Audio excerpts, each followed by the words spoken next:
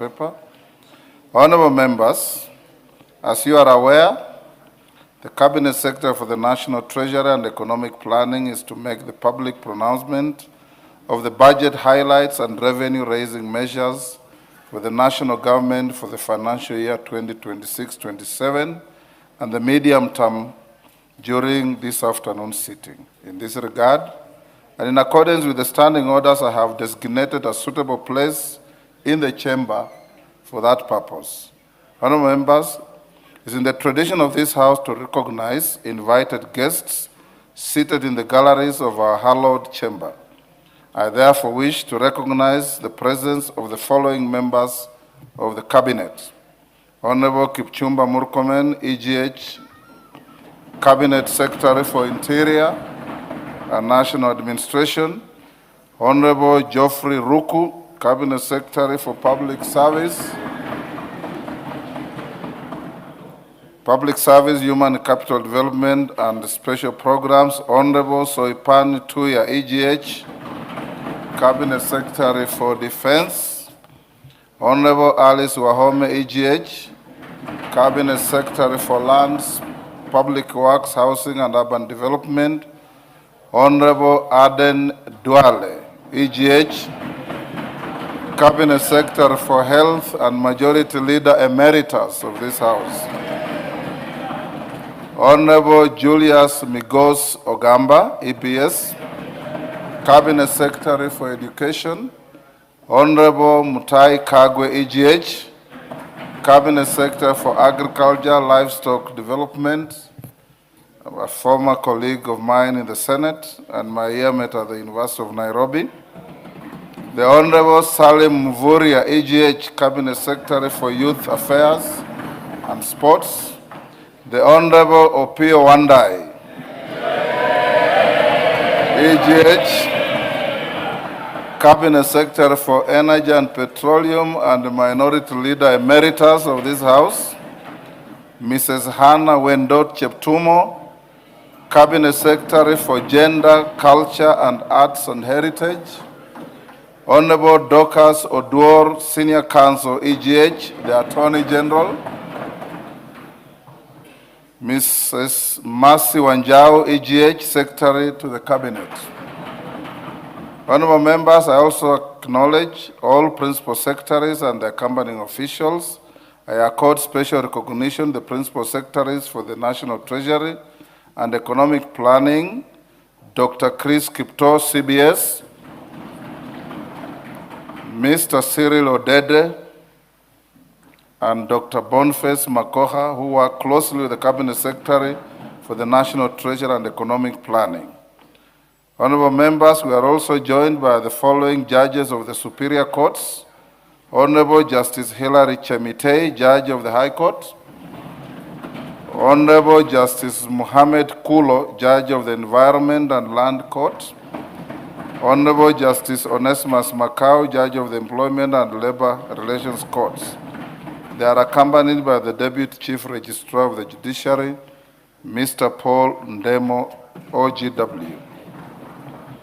I also wish honorable members to recognize the heads and members of the constitutional commissions and independent officers, as well as the leadership of state corporations who are in attendance.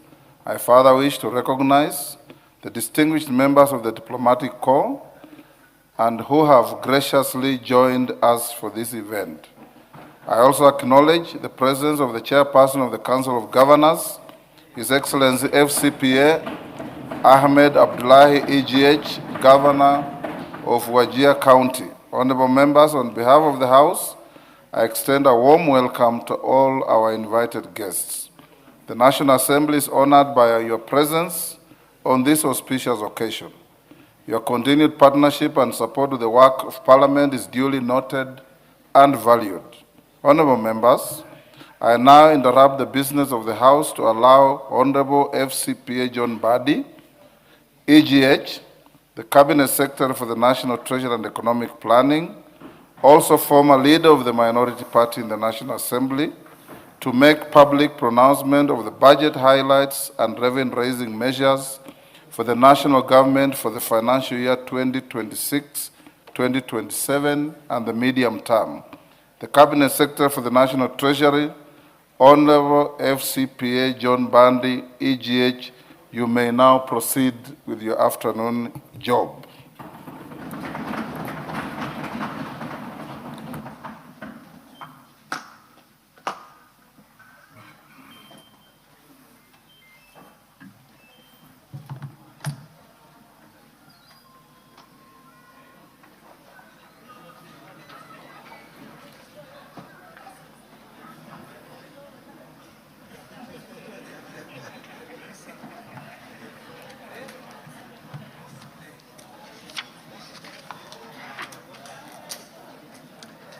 Thank you very much, Mr. Speaker and honorable members of the 13th Parliament of the Republic of Kenya. Mr. Speaker, it is my honor and privilege to present to this august House and to the people of Kenya the budget statement for the financial year 2026-2027. I make this statement in fulfillment of the requirements of Section 40 of the Public Finance Management Act, Cap 412A, and Standing Order number 241 of the National Assembly. Mr. Speaker and honorable members, this is the first budget since the passing of the late Right Honorable His Excellency Raila Amolo Odinga, who is fondly remembered as a patriot and national hero, and who steadfastly championed economic justice, democracy, and equal opportunity for all Kenyans. His legacy continues to inspire and guide us as we transform Kenya into a newly industrialized and middle-income economy. In honor of his immense contribution to our country, I would politely request and invite members of this esteemed House to observe a moment of silence, which will take 1 minute. Members be upstanding. Guests in the galleries be upstanding.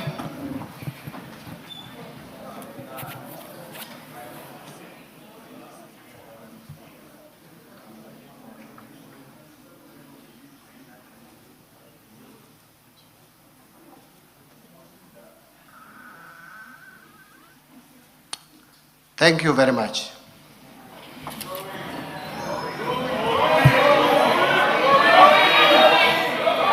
Mr. Speaker, the Right Honorable Raila Amolo Odinga was a key partner to His Excellency the President, Dr. William Samoei Ruto, in the broad-based arrangement. Mr. Speaker, this budget captures the ideals of the two great leaders, especially on the aspiration to transform our economy from its current status to a more developed nation status, a path to Canaan through Singapore. The extensive public participation throughout the budget process presents a solid basis and foundation for what is clearly the people's budget. Mr. Speaker, public participation is a constitutional imperative. In compliance with this requirement, I personally led extensive public engagements with Kenyans from across the country in the last 1 year. This was meant to get their views and inputs to the budget that I am presenting today. For example, I met youth and business community, particularly boda operators, Juakali artisans, leadership of the Mitumba sector, and scrap metal dealers. I also engaged extensively with members of the Fourth Estate, and in the process, launched their Financial Journalists Association. Additionally, I traveled to various regions and conducted numerous regional dialogues. These include Kilifi in December 2025 for the Coastal Region Dialogue, Migori in Nyanza, Kakamega in Western, and Eldoret and Nakuru in Rift Valley regions in the month of January 2026. Mr. Speaker, in February 2026, I traveled to Kiambu and Meru counties, while in May 2026, I met the youth and the business community from Kajiado and Nairobi regions. The month of May and June 2026 have been very intense in terms of engagement. Mr. Speaker, besides these regional dialogues, I joined Bunge la Mwananchi community at Jivanji Gardens, Nairobi, and Gumzo la Uchumi Mashinani in Busia County for conversation with faith-based organizations in May 2026. I have also, on numerous occasions, appeared in a number of television stations expounding on what we are doing and what we intend to do as a government. Further, in the same month of May 2026, I returned to my alma mater, the University of Nairobi, where I had a dialogue with comrades at the Chandaria Auditorium. Mr. Speaker, in my engagements with Mwananchi, I walked into a couple of shops to directly engage with the mobile phone dealers on the proposed tax changes, that is the excise duty on mobile phones. Additionally, last Thursday, 4th of June 2026, I joined a panel of eminent professionals on the Citizen Digital X-Space in unpacking the Finance Bill 2026. The eminent professionals included FCPA Professor Elizabeth Kalunda, the chairperson of Institute of Certified Public Accountants of Kenya, Mr. Fred Kimodo, Deloitte Tax Policy Lead, Mr. Raymond Molenje, the Chief Executive Officer, Kenya Bankers Association, Mr. Tobias Alando, who is the Chief Executive Officer of Kenya Association of Manufacturers, and Mr. Kwame Owino, the Chief Executive Officer, Institute of Economic Affairs. A total of 15,847 Kenyans tuned in, while live listeners topped 14,249.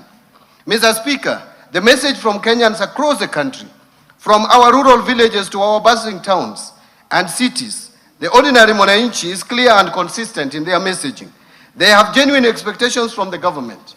Kenyans want an economy that works for them, an economy where the cost of living is manageable, where opportunities for employment and businesses are expanding, and where the benefits of economic growth are shared widely across society. Mr. Speaker, Wananchi want to see a government that listens to their concerns and responds with policies that promote opportunity, fairness, and prosperity. They want to see a government that protects their livelihoods, a government that supports farmers and small businesses, empowers the youth and women, and ensures that public resources are used prudently and transparently. Above all, the people of Kenya want assurance that their hard-earned taxes will translate into tangible improvements in their daily lives. Mr. Speaker, the main feedback from all these engagements was that the government should reduce the overall cost of living by lowering the tax burden on essential commodities, tame wastage of public resources, and decisively deal with corruption.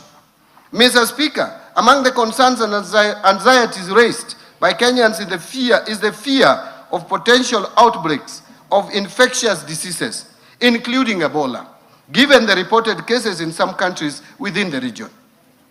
And so, Mr. Speaker, I wish to underscore that while Kenya is currently free of any confirmed Ebola virus disease, the government has activated the National Ebola Incident Management System to coordinate surveillance and response. Already, enhanced screening is taking place at all the points of entry, especially the airports and border points. The government has, in the meantime, trained over 1,000 health workers and put together a reserve team of 241 experts in epidemiology, laboratory services, and emergency response who remain on standby for rapid deployment. The government has also designated isolation and treatment facilities across the country, including at Kenyatta National Hospital and the National Police Service Hospital.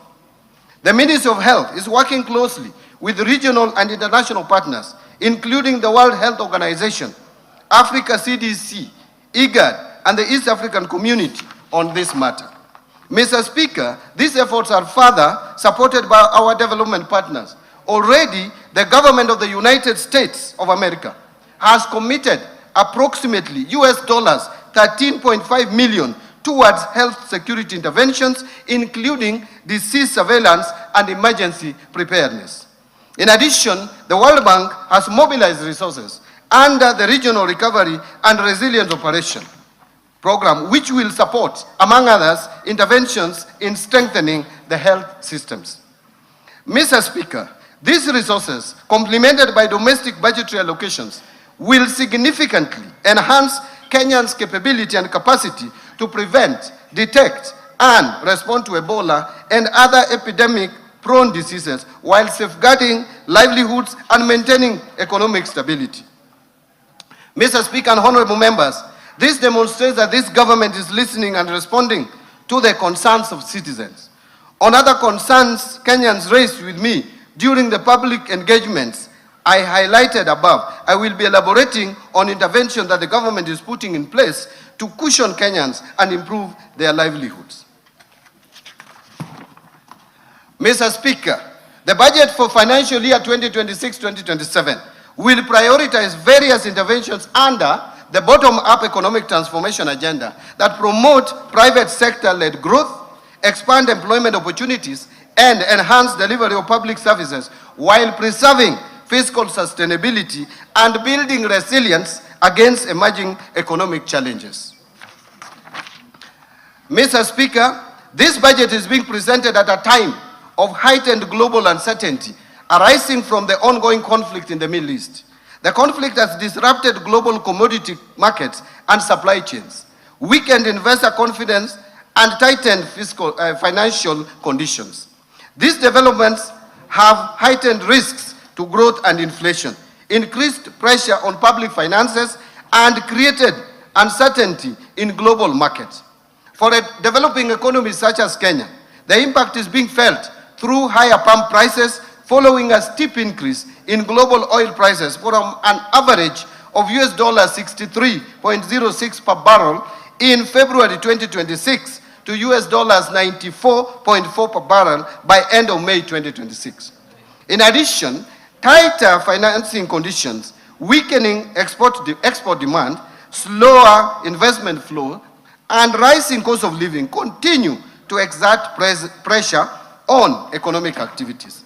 Yet, even in this environment, new opportunities are emerging. Countries that strengthen competitiveness, deepen regional integration, and build resilient productive capacity will be the ones that will thrive. Mr. Speaker, it is against this backdrop that Kenya's economic journey over the past 3 years stands as a story of resilience. Difficult but necessary choices were made, delivering a steady recovery. Faced with significant domestic and external pressures and shocks, the government took difficult but necessary decisions to restore macroeconomic stability, strengthen public finances, and lay a firm foundation for sustainable growth. Mr. Speaker and honorable members, the hard decisions are bearing fruits. Under the bottom-up economic transformation agenda, we have recorded clear gains. First, the Kenyan economy has remained resilient and registered an average rate of 5% in the period of 2022 to 2025, outperforming the average global growth rate of 3.4% and that of sub-Saharan Africa of 4.1%. Importantly, macroeconomic stability has been preserved. Confidence in our economy has actually strengthened, and the foundation for sustained growth are now firmly in place. Macroeconomic fundamentals such as inflation and exchange rate have strongly rebounded and are projected to remain stable. Interest rates have declined, supporting growth in private sector credit from the banking industry. We have also accumulated the highest levels of official foreign exchange reserves of US $13.2 billion, which is equivalent to 5.6 months of import cover by May 2026, providing adequate cover and a buffer against short-term domestic and external shocks. Mr. Speaker, let me mention some of the key achievements. Since the rollout of better or bottom-up economic transformation agenda, the agriculture sector has registered key gains that include the following: reduced fertilizer costs through government subsidy programs, increased marketed agricultural production, expanded food security interventions, and strengthened farmer support services targeting both smallholder and commercial farmers. Specifically, fertilizer disbursements under the fertilizer subsidy program have increased substantially to 21.3 million bags in 2025 from, listen to this, 1.4 million bags disbursed in 2022. While the cost of a 50-kilogram bag of fertilizer declined from 7,500 shillings per bag to 2,500 shillings per bag. As a result of this, farmers realized estimated savings of approximately 105 billion shillings over a 2-year period, enabling increased investment in production. Agricultural production has increased significantly between 2022 and 2025. For example, maize production almost doubling to 67 million bags in 2025 from 34 million bags in 2022. While maize imports have declined substantially to 3.3 million bags from 9.9 million bags over the same period, reflecting improved domestic efficiency. The increased production contributed to a decline of retail prices of a 2 kilogram packet of maize flour from an average of 250 shillings to an average of 165 shillings over the same period. Paddy rice production also increased significantly to 303,724 metric tons in 2025 from 192,299 metric tons in 2022. To support expanded cultivation, the area under rice production in public irrigation schemes increased from 48,324 acres to 71,624 acres. Potato production increased to 2.5 million tons in 2025 from 1.8 million tons in 2022. And milk production increased to 5.5 million liters in 2025 from 4.6 million liters. Let me repeat that. Production of milk has increased from 5.5 billion liters in 2025 from 4.6 billion liters in 2022. The increased production has improved food security, reduced dependence on food imports, and contributed to more stable food prices and higher farmer incomes.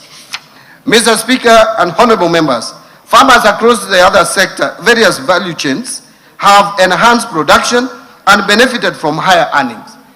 Tea production has grown to 550.4 million kilograms in 2025 from 535 million kilograms in 2022, while tea export earnings rose significantly to Kenya shillings 187 billion from Kenya shillings 163 billion over the same period. To support rehabilitation of aging plantations and expansion of coffee acreage, the government distributed coffee seedlings progressively across the years, including 85,000 seedlings distributed in the financial year of 23-24, 809,000 seedlings in financial year 2024-2025, and 3,127,769 seedlings in financial year 2025-2026, and a further 2,242,769 coffee seedlings under the March to May 2026 long-range program.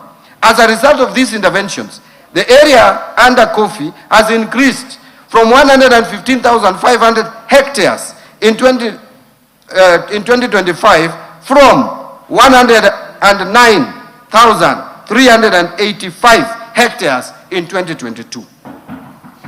In the edible oils industry or sector, the area under edible crops increased significantly to 114,350 hectares in 2025 from 60,000 hectares in 2022, reflecting growing farmer participation and investment in the subsector. Further, Mr. Speaker, interventions under the sugar sector has led to significant growth in both cane production and processing capacity, with the area under sugarcane cultivation increasing by 19.4% and national sugar production rising to 815,454 metric tons in 2024 from 472,773 metric tons in 2022.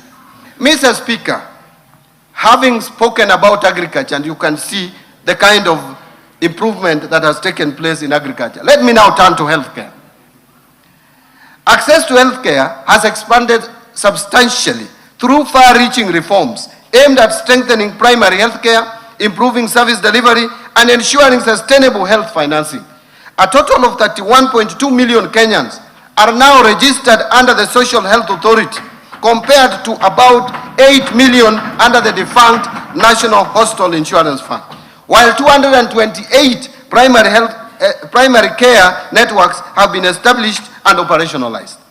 A total of 107,831 community health promoters have been recruited and trained, while 16,810 medical interns have undergone internship, bringing healthcare services closer to communities. Mr. Speaker, the government recognizes the critical role the contracted healthcare facilities play in the delivery of healthcare services to Kenyans. It is with this in mind that the government in the current financial year of 25-26 allocated 4 billion for settlement of outstanding National Hospital Insurance Fund pending bills. And going forward, we will settle the balance of the bills that are owed under the defunct National Hospital Insurance Fund and which span over the years. Mr. Speaker, this allocation is specifically designated for settlement of NHIF pending bills owed to contracted health care facilities in accordance with the presidential directive that prioritized the clearance of outstanding obligations for facilities with claims not exceeding 10 million shillings. The claims earmarked for settlement under this allocation have been duly verified and adjudicated and will be fully paid before the close of this financial year, Mr. Speaker. Mr. Speaker, the government will subsequently prioritize payment of the outstanding claims exceeding the 10 million threshold once verified in the next budget.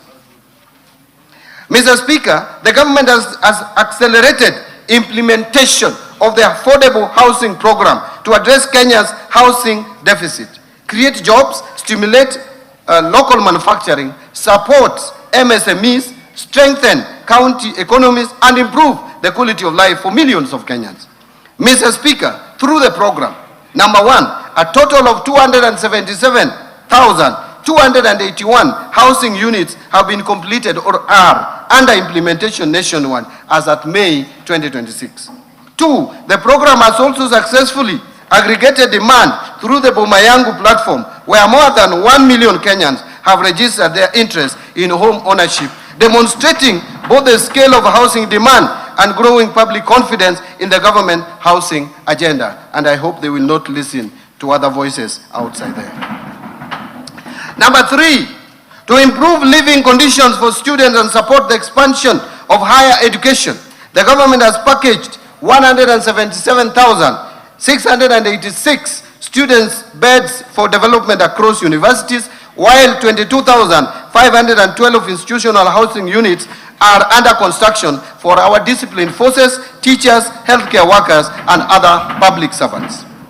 Number four, the program has also created over 640,442 jobs across the housing value chain through construction activities, professional services, manufacturing, logistics, and supporting industries. And of course, these are Kenyans who would be jobless if we didn't have their housing program.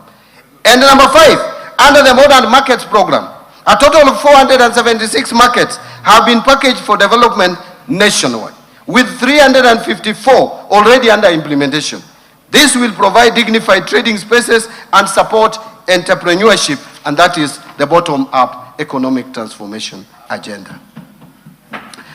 Mr. Speaker and honorable members, the government continues to implement a number of interventions to empower our youth. And in particular, the government has, one, constructed 4 youth empowerment centers in Mwea, Chepalungu, Dagoretti North, and Mandera South constituencies. In addition, 25 youth empowerment centers have been equipped, bringing the total to 156 youth empowerment centers across the country. Number two, the government has also enhanced skills development and wealth creation through provision of loans to 93,559 youth entrepreneurs through the Youth Enterprise Development Fund. Additionally, 91,253 youth have benefited through startup grants under the National Youth Opportunity Towards Advancement (NYOTA) program. The NYOTA program has also supported 51,604 youth through on-job experience in 26 counties across the country. And Number 3, government has also implemented Vijana Vuka na Afya project in Nairobi, Kisumu, and Mombasa, where 72,623 youths have benefited from subsidized sexual reproductive health services. Mr. Speaker, in support of the creative economy, the government has established 3 film hubs in Dedan Kimathi University in Nyeri, and also in Bomet and in Migori counties, and fully equipped them with film production equipment. Additionally, a cinema theater has been established at Dedan Kimathi University of Technology with a capacity of 150 audiences. Further, to reach more youth, particularly in rural areas, a cinema Mashinani program has been rolled out. The government has also facilitated the production of 1,745 local and foreign films in Kenya and trained 1,847 filmmakers. Mr. Speaker, to further empower the youth, the government, in partnership with the United Nations Development Program, has developed the NextGen.ke initiative that will provide recently graduated youth with paid internship opportunities in the private sector, enabling them to acquire practical workplace experience and market-relevant skills. And I personally led the negotiation on this scope. To support this intervention, the government has committed an initial allocation of 2 billion towards its implementation. Mr. Speaker, given the scale of the youth employment challenge, the government further calls upon development partners, the private sector, philanthropic organizations, and other stakeholders to join this national effort, acknowledging that the task of creating opportunities for Kenya's youth extends beyond the capacity of government alone and requires a broad-based partnership for sustainable impact. Honorable members and Mr. Speaker and honorable members, to support MSMEs, the government has moved deliberately to put affordable credit, markets, and shared infrastructure directly into the hands of the enterprises and the young people at the base of the economy.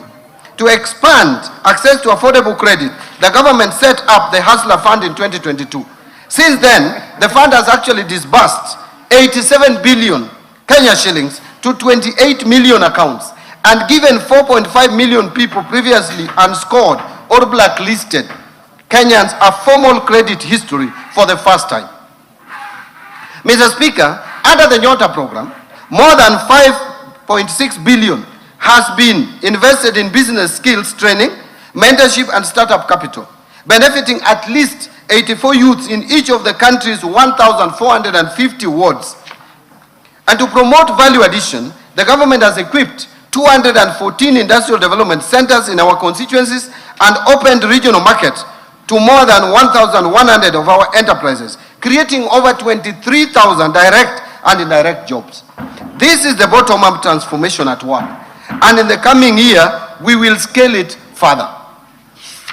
Mr. Speaker, the sustained investment by the government since 2022 has improved infrastructure development, thereby enhancing connectivity, boosting manufacturing, facilitating trade, and enhancing access to markets and essential services.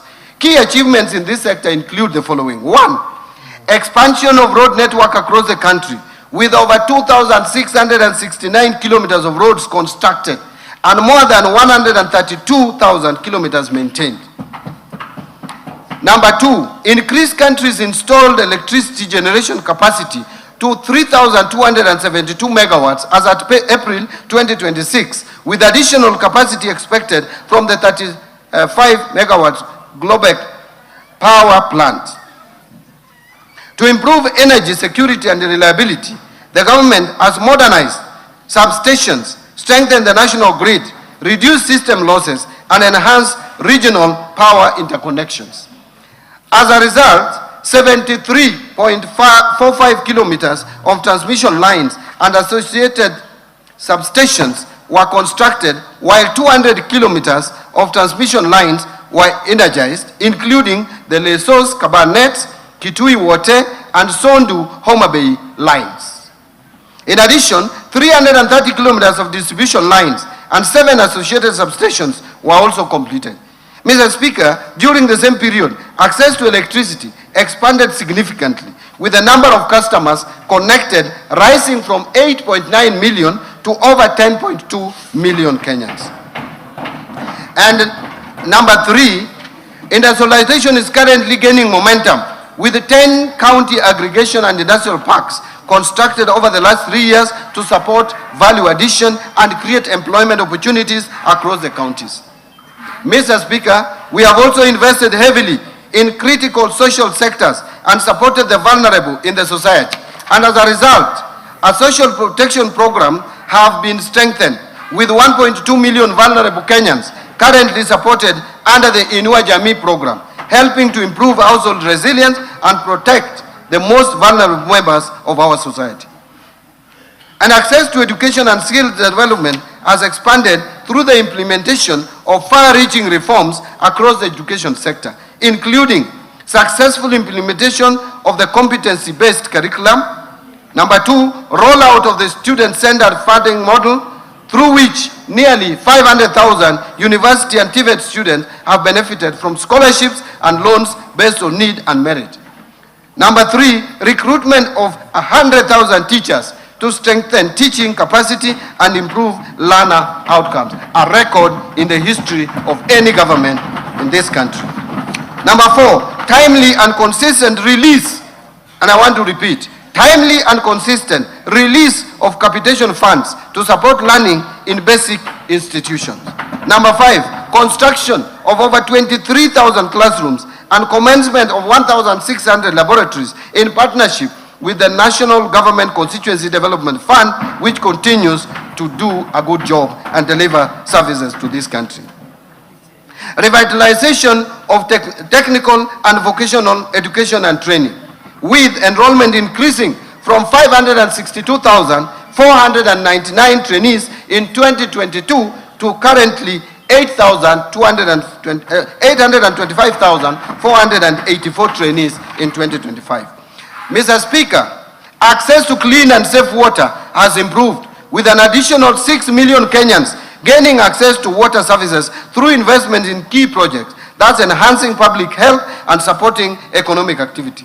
This comes as no surprise, considering that Kenya is a leader in designing innovative, paradigm-shifting, locally led climate action. Take the FLOCA program, for example. It has broken the barrier in financing locally prioritized and locally led resilience investments in 1,380 wards across 45 counties, benefiting more than 2.5 million beneficiaries. Mr. Speaker, key among the FLOCA gold standard investments are the 58-kilometer rehabilitation of the Colonial Yatta Canal in Machakos County, a reverse osmosis water treatment facility in Makueni, and the Kolanya water project in Busia County.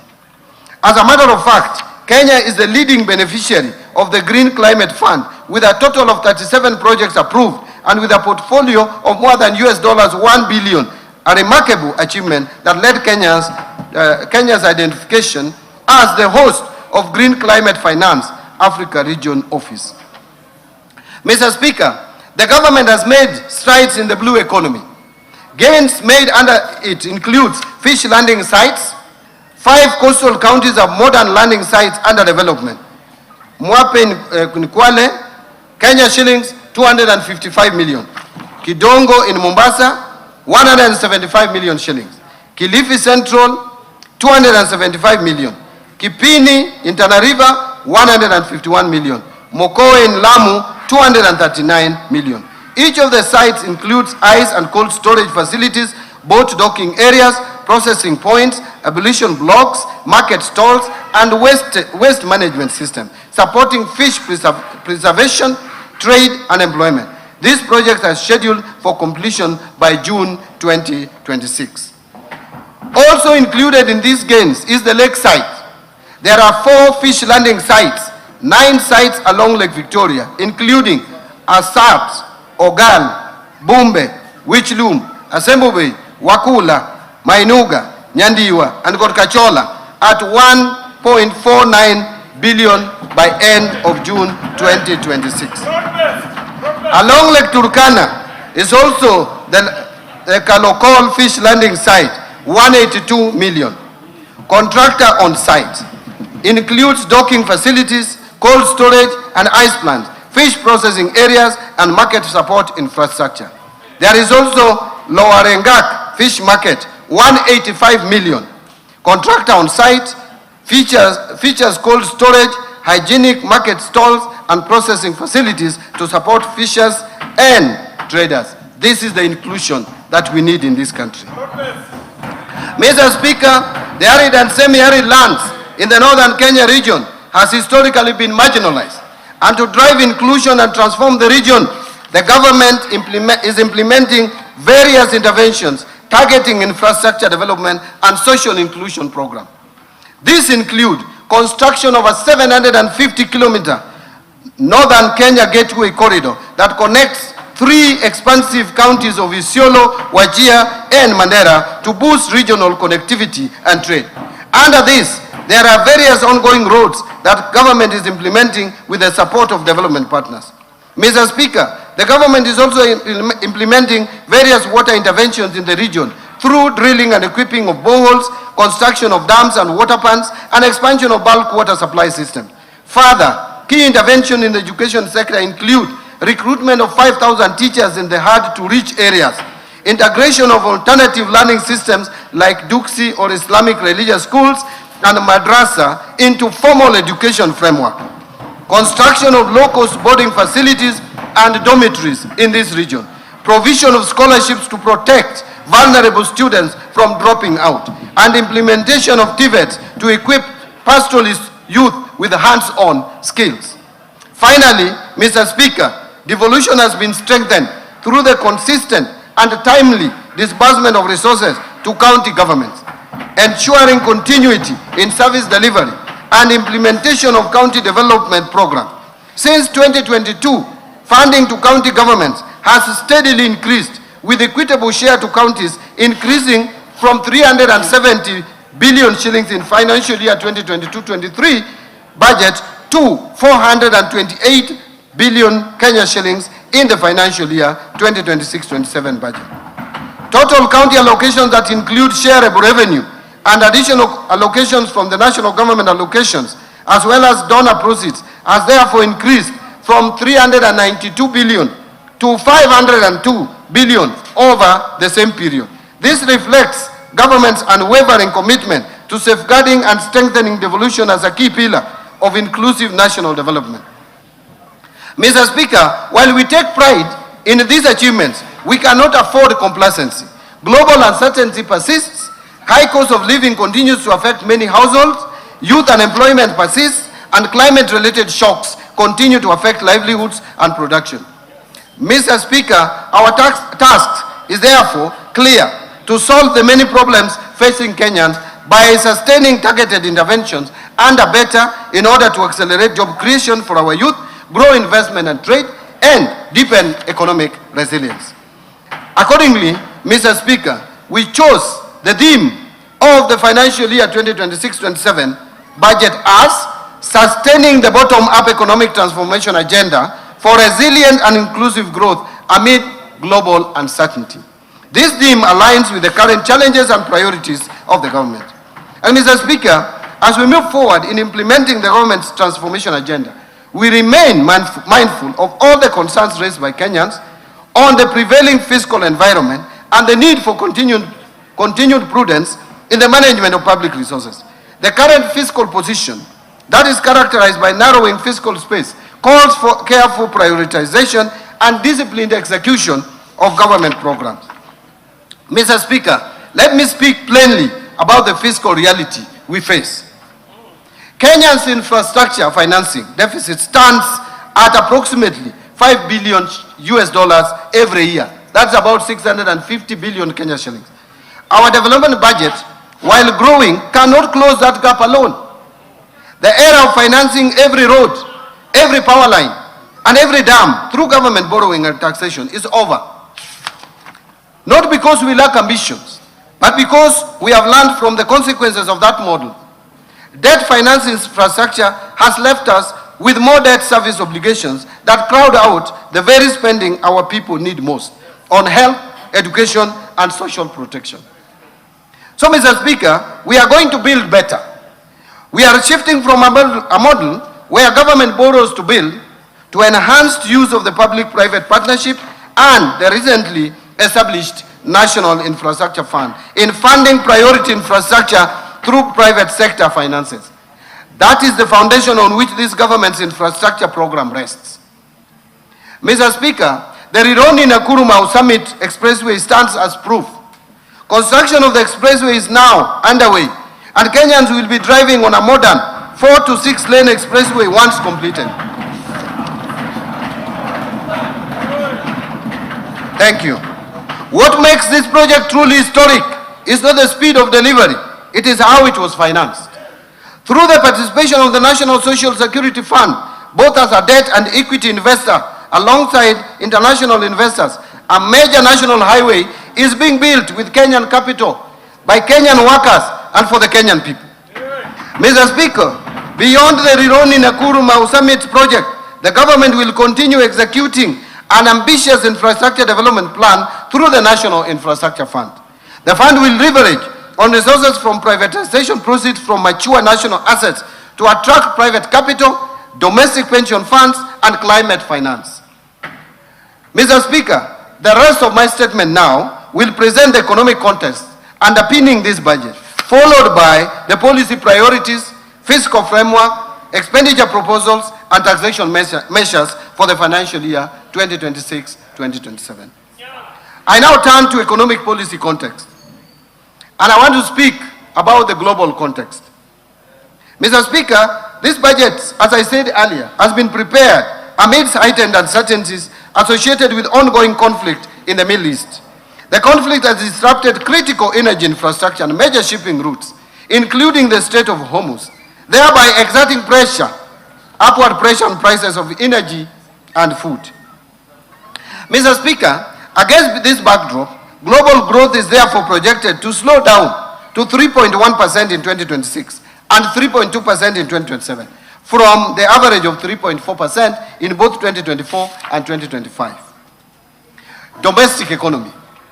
Back home, Mr. Speaker, notwithstanding the challenging global environment, the Kenyan economy has remained largely resilient, and the economy grew at an average of 5% in the period 2022 to 2025, outperforming the average global growth of 3.4% and that of sub-Saharan Africa of 4.1%.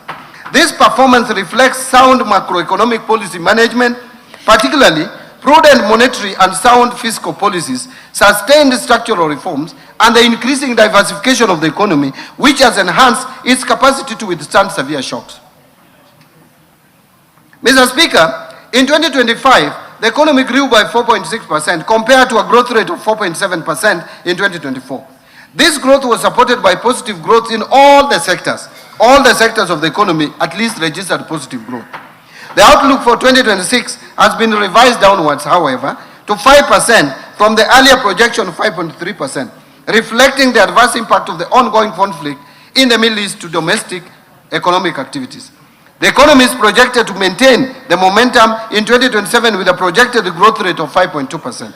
So, Mr. Speaker, macroeconomic indicators remain broadly stable through the emerging external pressures, though the emerging external pressures continue to impact domestic prices. And in particular, overall inflation increased to 6.7% in May 2026 from 5.6% in April, and from 3.8% in May 2025 due to higher energy prices arising from the elevated global oil prices, but remained within the target range of plus or minus 2.5% over and above 5%.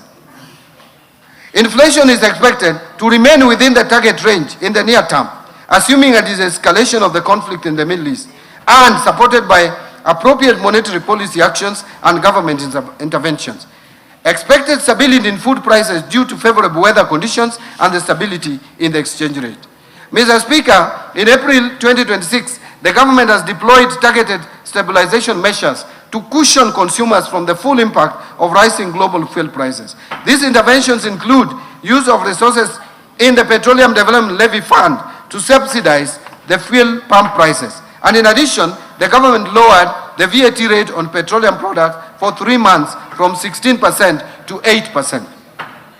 Mr. Speaker, monetary conditions have eased considerably. This follows reduction in the central bank rate from 11.25% in December 2024 to the current rate of 8.7%. And I'm happy the CBK maintained the same rate for the time being. As a result, interest rates have declined over the same period.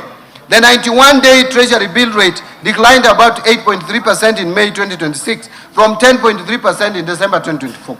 Similarly, average commercial banks lending rates declined to 14.5% in May 2026 from 16.9% in May 2025 and 17.2% in November 2024. Reflecting the decline in the lending rates, credit to the private sector expanded by 9.3% in the year to May 2026 from 2% in the year to May 2025 and a contraction of 1.4% in December 2024.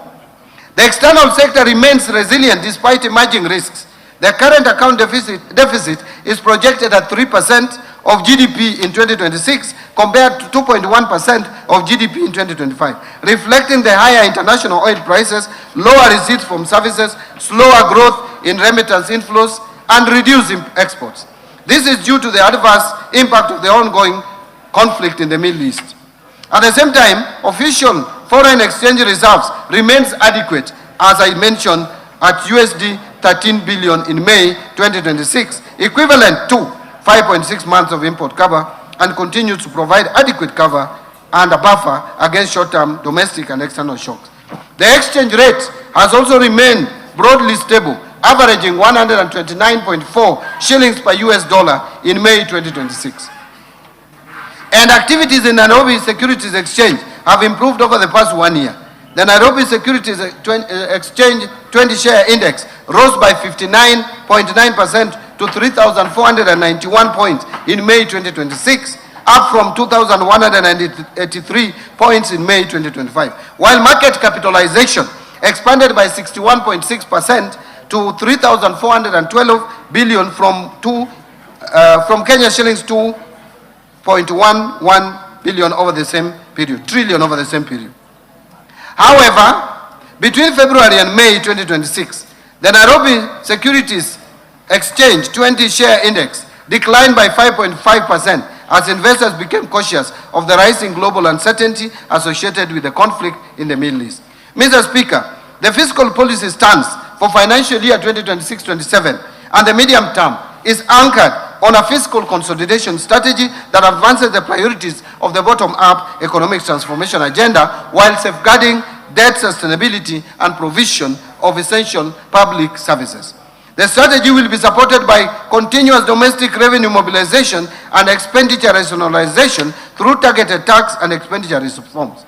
As a result, the fiscal deficit, including grants, is projected to decline gradually from 5.5% of GDP in the financial year 26-27 to 3.3% of GDP in financial year 28-29. Risks remain though. Domestically, climate-related shocks could disrupt agricultural production and infrastructure, while externally, geopolitical tensions, commodity price volatility, weaker global growth, and tighter financial conditions continue to adversely affect inflation, exports, and capital flows. The government will continue to monitor evolution of these risks closely and deploy timely policy intervention to safeguard stability, strengthen resilience, and sustain inclusive economic growth.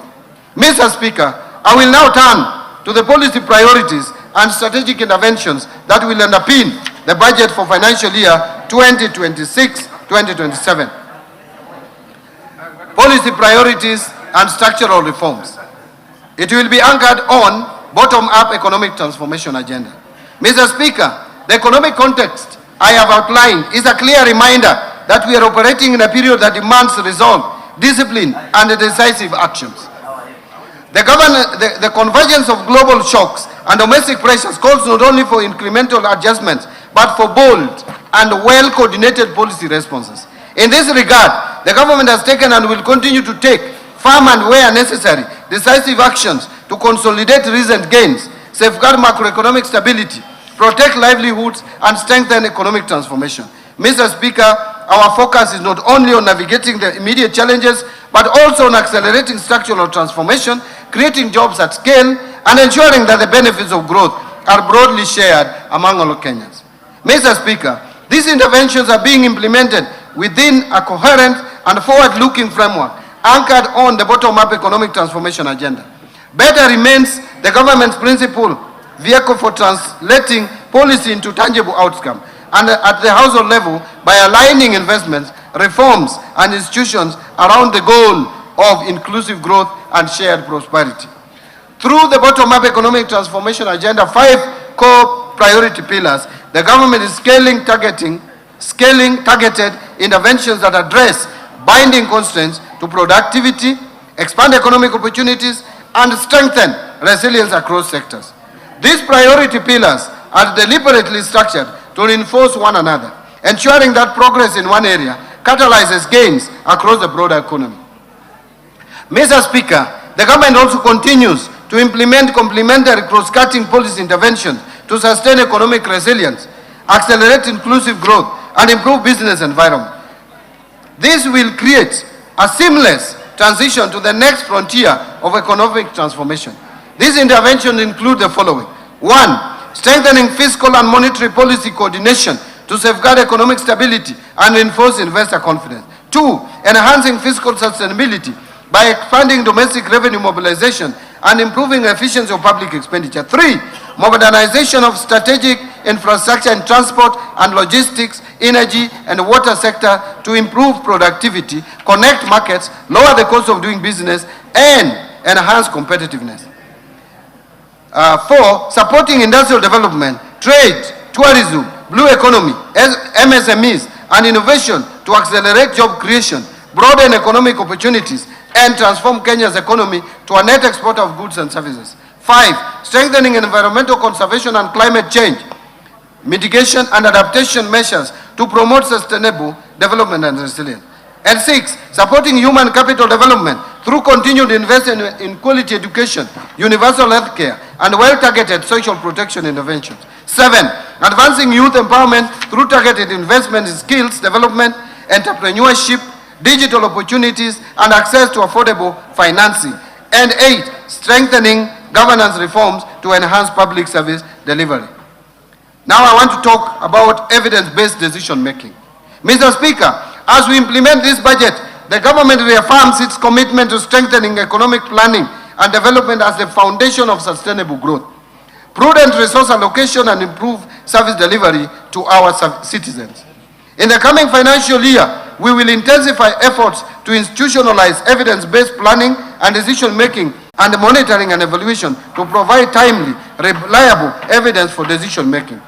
Integrated planning and data management system will be rolled out to improve coordination among ministries, departments, agencies, and even county governments. Mr. Speaker, through these measures, we will foster a culture of evidence-based policy making, strengthen public accountability, and ensure that every shilling spent delivers maximum value to the people of Kenya. On the policy and legal and institutional reforms front, Mr. Speaker, to strengthen economic stability, the government continues to roll out targeted structural, institutional, and regulatory reforms to improve the business environment, boost public services efficiency, and reinforce accountability in public finances. In building resilience against climate change, Mr. Speaker, the government has continued to make concerted efforts to strengthen disaster risk management. The recently enacted National Disaster Risk Management Bill, which is now an act of Parliament, and I thank this National Assembly, provides a legal framework for coordination of disaster risk management activities across the 2 levels of government, supporting prompt responses when disasters occur. Mr. Speaker, to further strengthen the country's preparedness and response to climate-related risks, the National Treasury is spearheading the development of a new disaster risk financing strategy for the period 2026-2030, since the earlier strategy for the year 2018-2022 came to an end. Mr. Speaker, and in response to changes in climate, the government will continue to implement the Financing Locally Led Climate Action Program, a transformative initiative that has unlocked green investments at the county level, empowering local communities to adapt to impacts of climate change. Mr. Speaker, to finance large-scale climate and environmental projects, the government will establish the Kenya Green Investment Facility in line with the Kenya's commitments under the nationally determined contributions to the Paris Agreement. To further scale green financing, the government is finalizing the framework for issuance of sustainability-linked bonds with targets in forestry and rural electrification expansion. Mr. Speaker, Kenya secured the hosting rights for the Green Climate Fund Regional Office for East and Southern Africa in Nairobi, reinforcing the country's position as a regional green finance hub.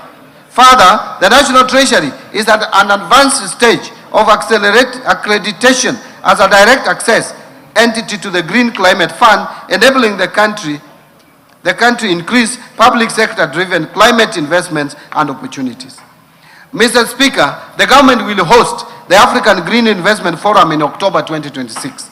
And this forum will serve as a flagship continental initiative designed to mobilize substantial green finance, accelerate sustainable investments, and advance Africa's leadership in this domain. On public procurement reforms, Mr. Speaker, to operationalize procurement reforms and eliminate manual inefficiencies, the government officially launched the rollout of an end-to-end e-government procurement system in July 2025. The system has now shifted procurement processes from fragmented and manual processes to a fully digitized procurement platform.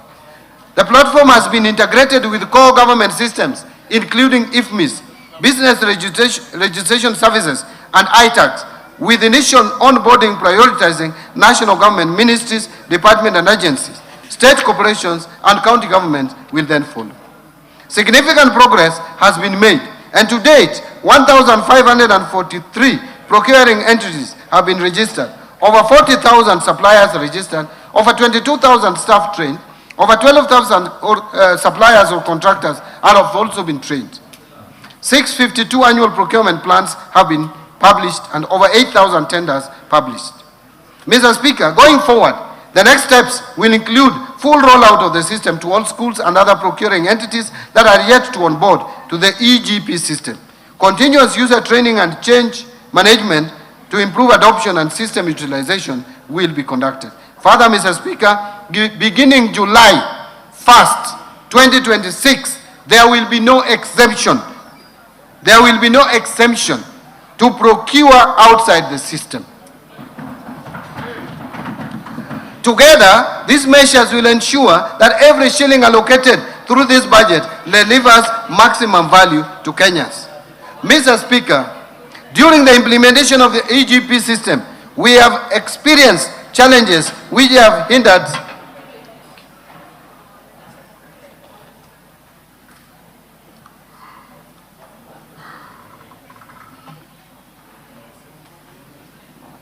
the Public Procurement and Asset Disposal Bill, Amendment Bill 2026, among the key reform areas in the bill, which include mandatory disclosure and reporting requirements, promotion of local content, and preference and reservation schemes, especially for youth, women, and persons with disabilities, and provision of a stronger legal basis for electronic procurement and framework contracting.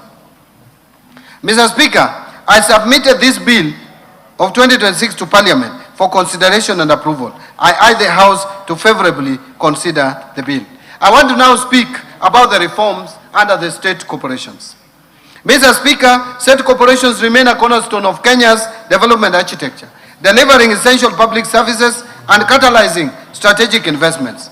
Mr. Speaker, I mentioned in my statement last year that the government embarked on a comprehensive reforms which target to streamline mandates, strengthen governance, enhance accountability, and improve operational efficiency of state-owned enterprises. Mr. Speaker, the implementation of the reforms is ongoing through a multi-agency technical working committee. In the first phase, the committee considered 23 mergers, 16 dissolutions, 7 transfers of functions back to ministries, departments and agencies, and the declassification of selected state corporations. Mr. Speaker, under phase 1 of the reforms, the committee has finalized the review of enabling legislations of the affected state corporations and drafted appropriate bills where necessary. Review of the staff complements, skills and placement deployment of those affected so as to facilitate a smooth transition and documentation of assets and liabilities of the entities identified. I submitted to this House the draft bill supporting the implementation of the reforms under phase 1, and I urge the honorable members to favorably consider the bills to enable timely implementation of the reforms. Now let me speak about the new kid in the town, government-owned enterprises. Mr. Speaker, further, as part of the reforms, the Government-Owned Enterprises Act number 25 of 2025 was assented to by His Excellency the President on 21st November 2025 and came into effect on 5th December 2025. The Act provides a modern framework for the ownership, oversight and management of commercial state corporations. Under the Act, the Independent Search and Selection Panel has begun the process of recruiting independent directors of the Board of GOEs. All the government-owned enterprises are required to operate as commercial entities, that is for profit, be self-financing, be self-sustaining, and accountable to the public through the National Treasury. Let me now speak about National Infrastructure Fund. Mr. Speaker, in March 2026, the government established the National Infrastructure Fund following the enactment of the National Infrastructure Act of 2026. The NIF is an innovative mechanism for scaling up infrastructure development by mobilizing private capital and expertise to execute commercially viable infrastructure projects while reducing reliance on taxation and debt. The fund will promote growth of infrastructure projects by pooling capital from diverse sources, which include pension funds, sovereign wealth funds, private equity, banks, development finance institutions, among others, to finance large-scale and long-term projects. In this respect, Mr. Speaker, the proceeds from privatization will be channeled into the fund, that ensuring transparent revenue flow in financing national priority projects, including national highways, airports, seaports, electricity generation, ICT, water and irrigation, and agribusiness. As a start, the proceeds from the March 2026 IPO of Kenya Pipeline Company of 106 billion Kenya shillings, as well as the expected 204 billion Kenya shillings from the partial divestiture of the government stake in Safaricom to Vodacom, will form the seed capital to the fund. Under Sovereign Wealth Fund, Mr. Speaker, to complement the National Infrastructure Fund, the government has submitted to this August House the bill to establish the Sovereign Wealth Fund with three distinct components. The first component is the stabilization component, then there is the strategic infrastructure investment component, and finally, the future generation, also known as URIDI component. And this fund will bring into operation Article 201 of the Constitution on intergenerational equity by ensuring that natural resources wealth is invested productively and spread equitably to both current and future generations. Let me now talk about speak to sugar reforms, or the reforms in the sugar sector. Mr. Speaker, the government has also taken practical steps to deliver its promise to modernize the sugar mills and transform these once struggling factories into productive, sustainable enterprises. The sugar sector reform program has been significantly progressed following the implementation of the government leasing framework for state-owned sugar companies. The leasing process has since been successfully concluded, with investors having fully taken over operations of the sugar factories, namely Chemelis Sugar Company, Moroni Sugar Company, South Nyanza Sugar Company, and Zoia Sugar Company. Mr. Speaker, since the resumption of operations, substantial investments have been undertaken towards rehabilitation and modernization of the factories, resulting in significant revamping of the mills and improvement of operational capacity. These initiatives are expected to enhance efficiency, restore profitability, and protect the livelihoods of farmers.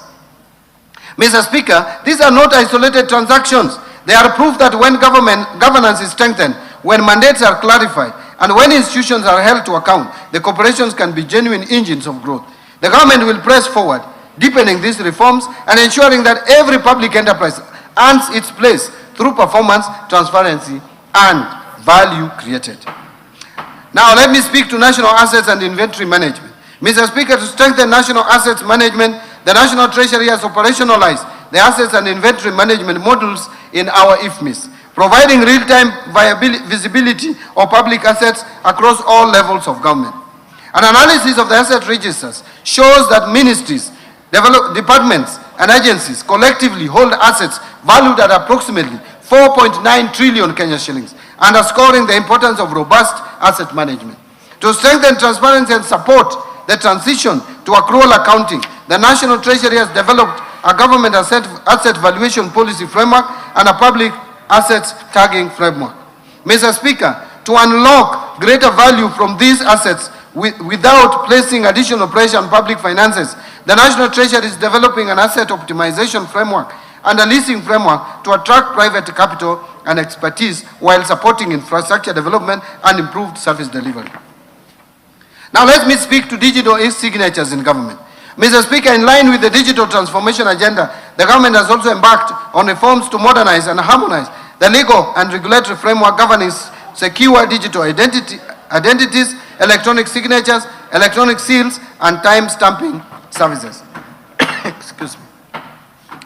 Mr. Speaker, to make this a reality, I will in the next financial year submit to this House necessary amendments to the Public Finance Management Act and Kenya Information and Communications Act, as well as the attendant regulations. This will make use of electronic signatures, electronic seals, and time stamping services a reality in government, thereby creating efficiency in service delivery. Mr. Speaker, let me speak to something that has been troubling, the pending bills.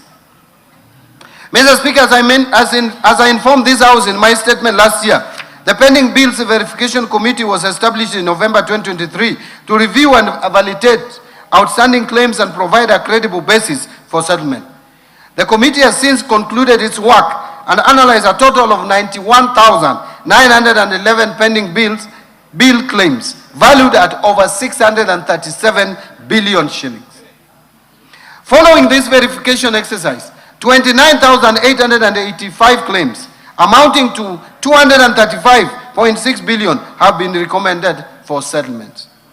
Of this amount, Kenya shillings 80.3 billion has already been settled through securitization in the road sector, leaving a verified outstanding balance of 155.3 billion Kenya shillings for other sectors. Mr. Speaker, to settle the verified outstanding balance of 155.3 billion Kenya shillings, the National Treasury has proposed a balanced and sustainable settlement strategy, which includes a combination of direct budgetary allocations and securitization. The proposal is to settle the verified outstanding balance of 155.3 billion over 2 years, starting with the financial year 2026-2027.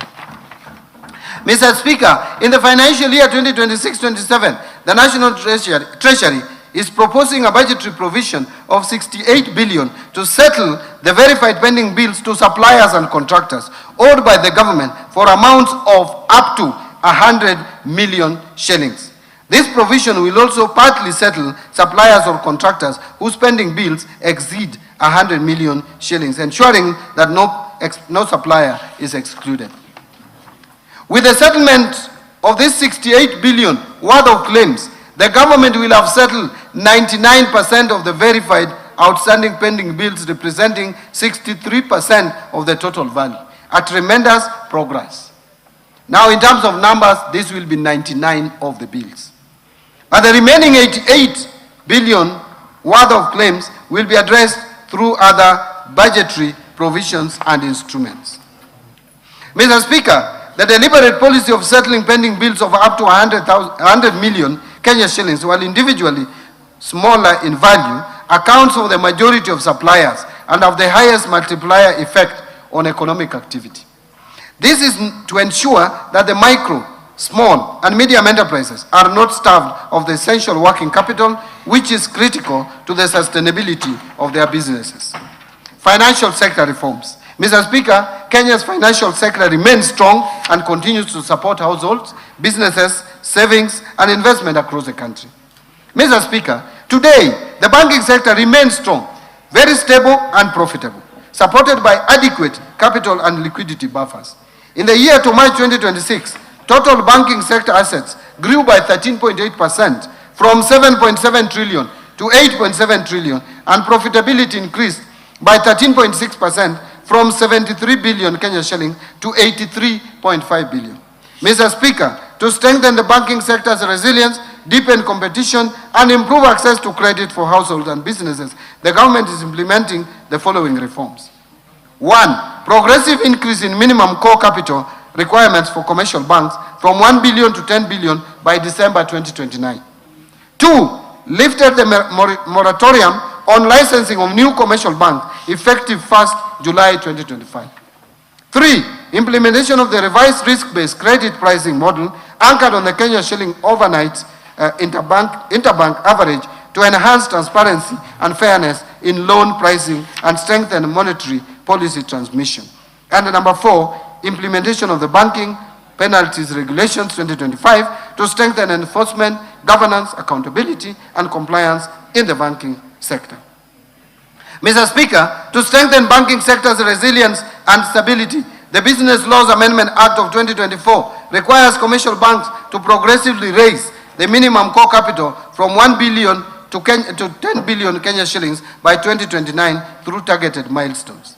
Mr. Speaker, while the government firmly upholds the strategic necessity of raising the minimum core capital, it is prudent that this transition be managed in a manner that is least disruptive to credit access and financial services delivery, particularly to the micro, small, and medium enterprise segment and other niche markets currently served by the banking industry. Mr. Speaker, to allow flexibility in achieving this objective and following wide consultation, especially with Kenya Bankers Association, I will be proposing amendments to the timeline specified in the Business Laws Amendment Act of 2024 to allow commercial banks raise the minimum core capital to 10 billion by 31st December 2032 without the annual milestones. This will provide the flexibility necessary for institutions to pursue measured, commercially sound, and market-sensitive capital raising strategies in a manner that preserves shareholder value and sustains investor confidence.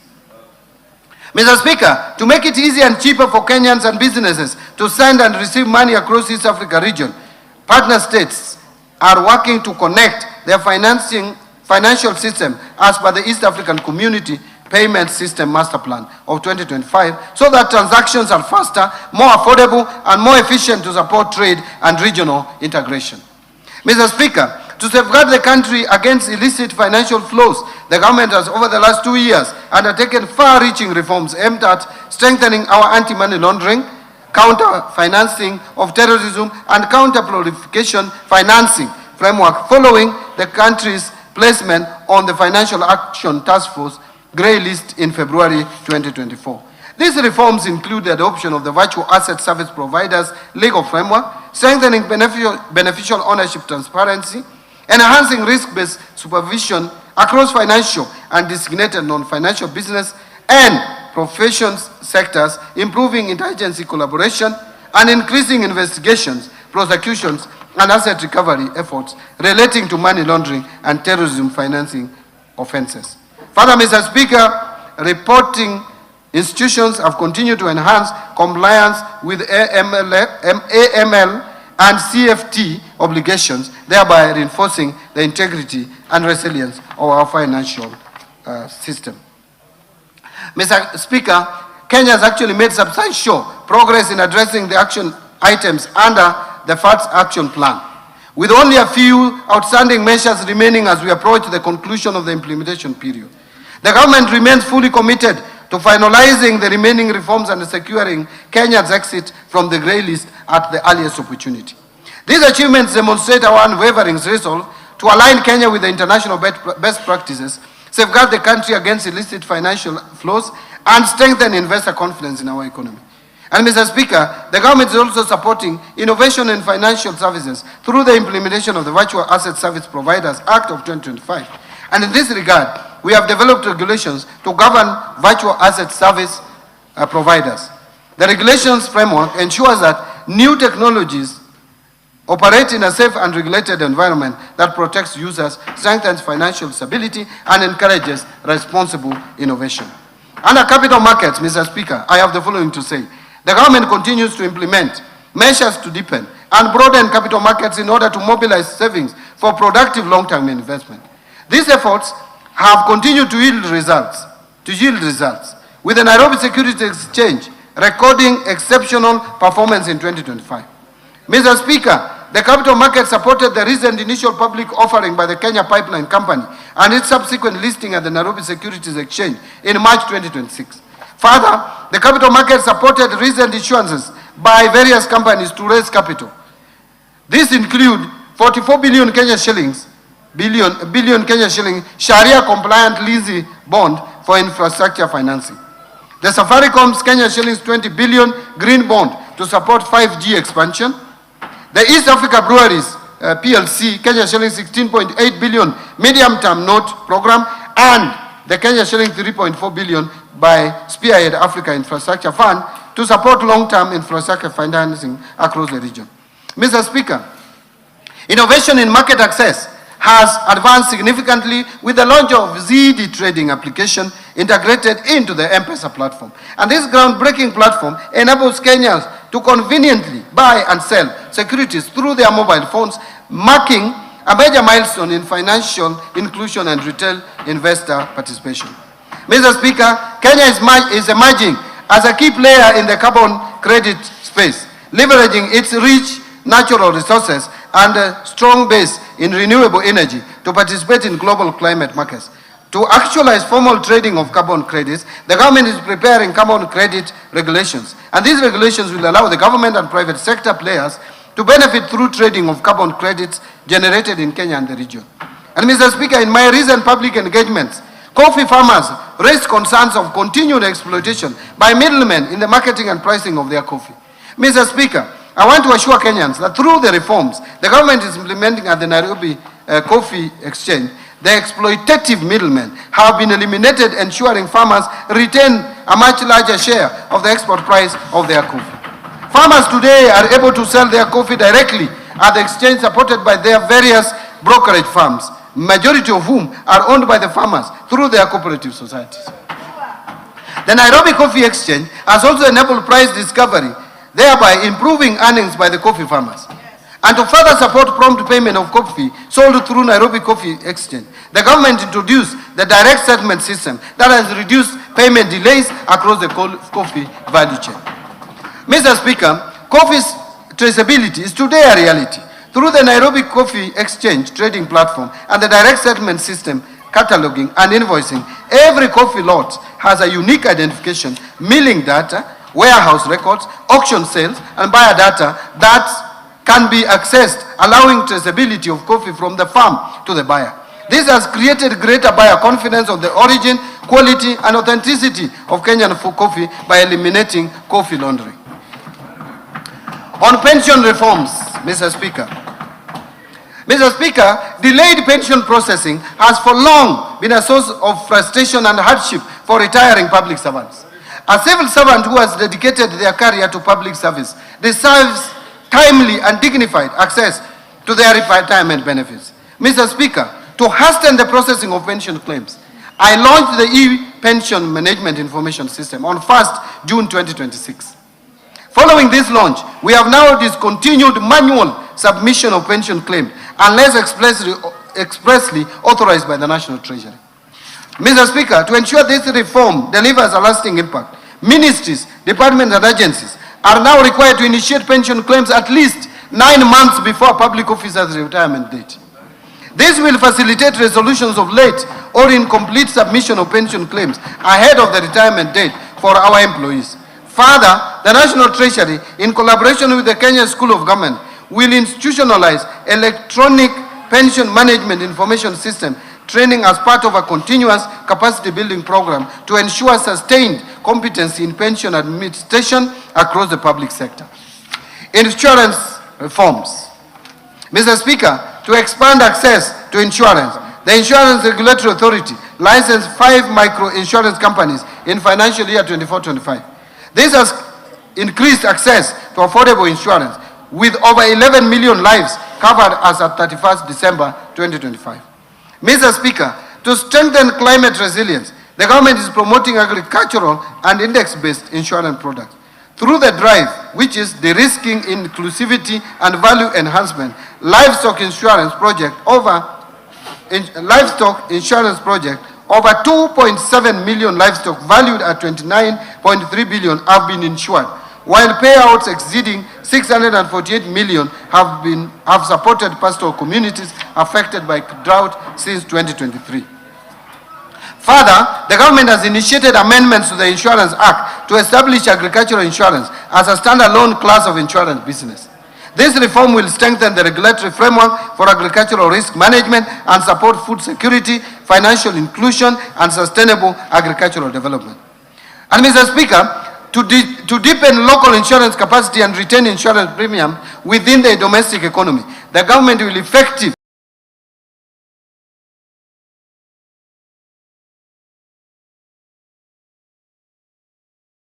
1st July 2026, require all importers to obtain marine cargo insurance cover from insurance license under the Insurance Act prior to customs clearance. Fiscal policy framework. Mr. Speaker, the implementation of financial year 25-26 budget has remained broadly on course despite emerging pressures on revenue performance and expenditure demands. These developments have necessitated measured adjustments while at the same time informing a more deliberate and responsive fiscal policy stance for the financial year 26-27 and the medium term. And Mr. Speaker, on the revenue front, performance has fallen short of target in the financial year 2025-26.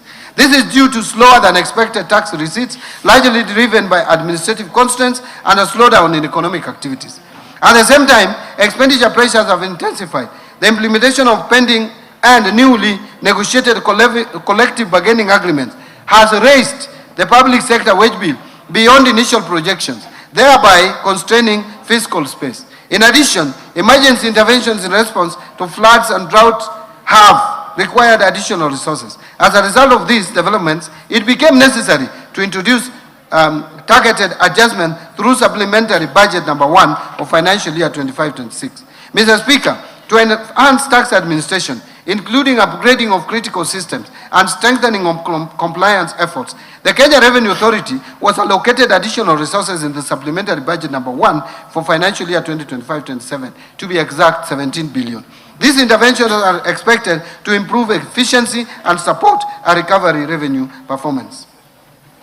The supplementary budget 1 also reflected additional expenditure of 368.6 billion compared to the original budget to cater for the emerging expenditure pressures. In this regard, the fiscal deficit, including grants, is now projected at 1,199 billion, equivalent to 6.4% of GDP, compared to 901 billion or 4.7% of GDP in the original budget estimates. Mr. Speaker, fiscal policy is not merely about balancing budget.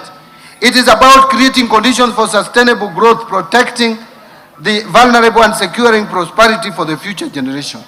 Accordingly, the fiscal policy for 26-27 and the medium term will be anchored on a growth-supportive consolidation path, aligned to the government's priorities under the bottom-up economic transformation agenda and the 4th medium-term plan.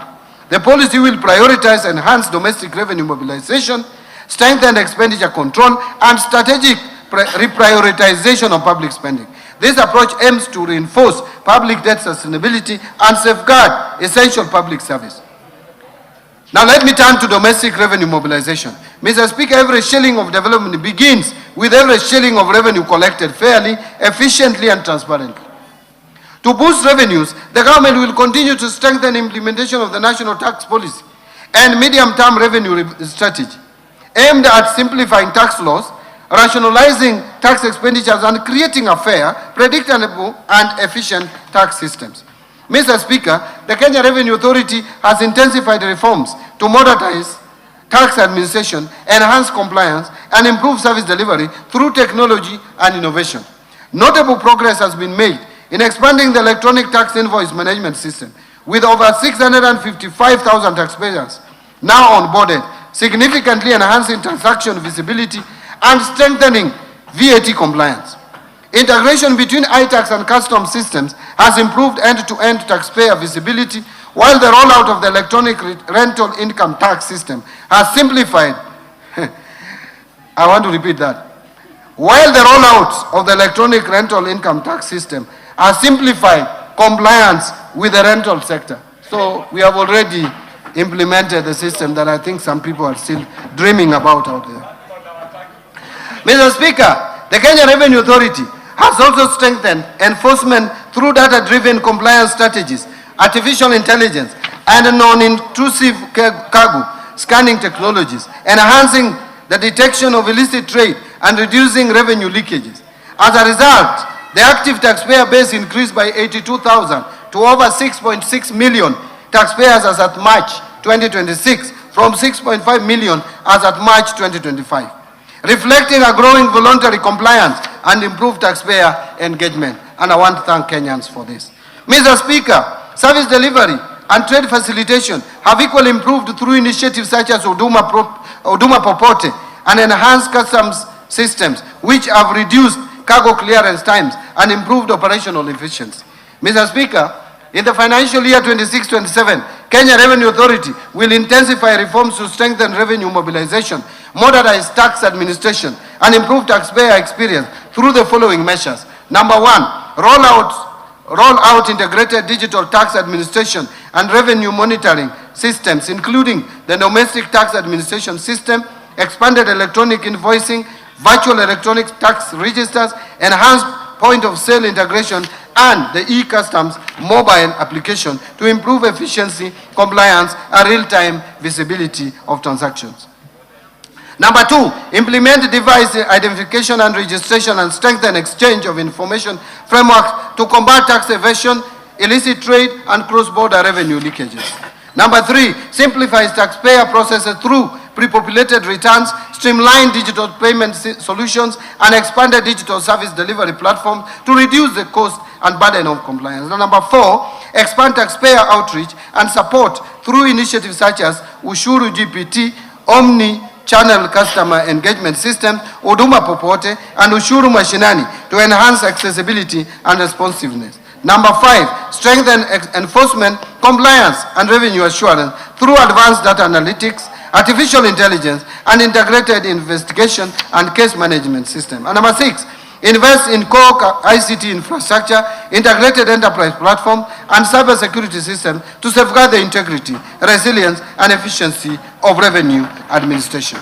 So, Mr. Speaker, the government will continue to scale up non-tax revenues by strengthening the capacity of ministries, departments, and agencies to efficiently generate income from public services while enhancing their operational system to improve efficiency and overall revenue performance.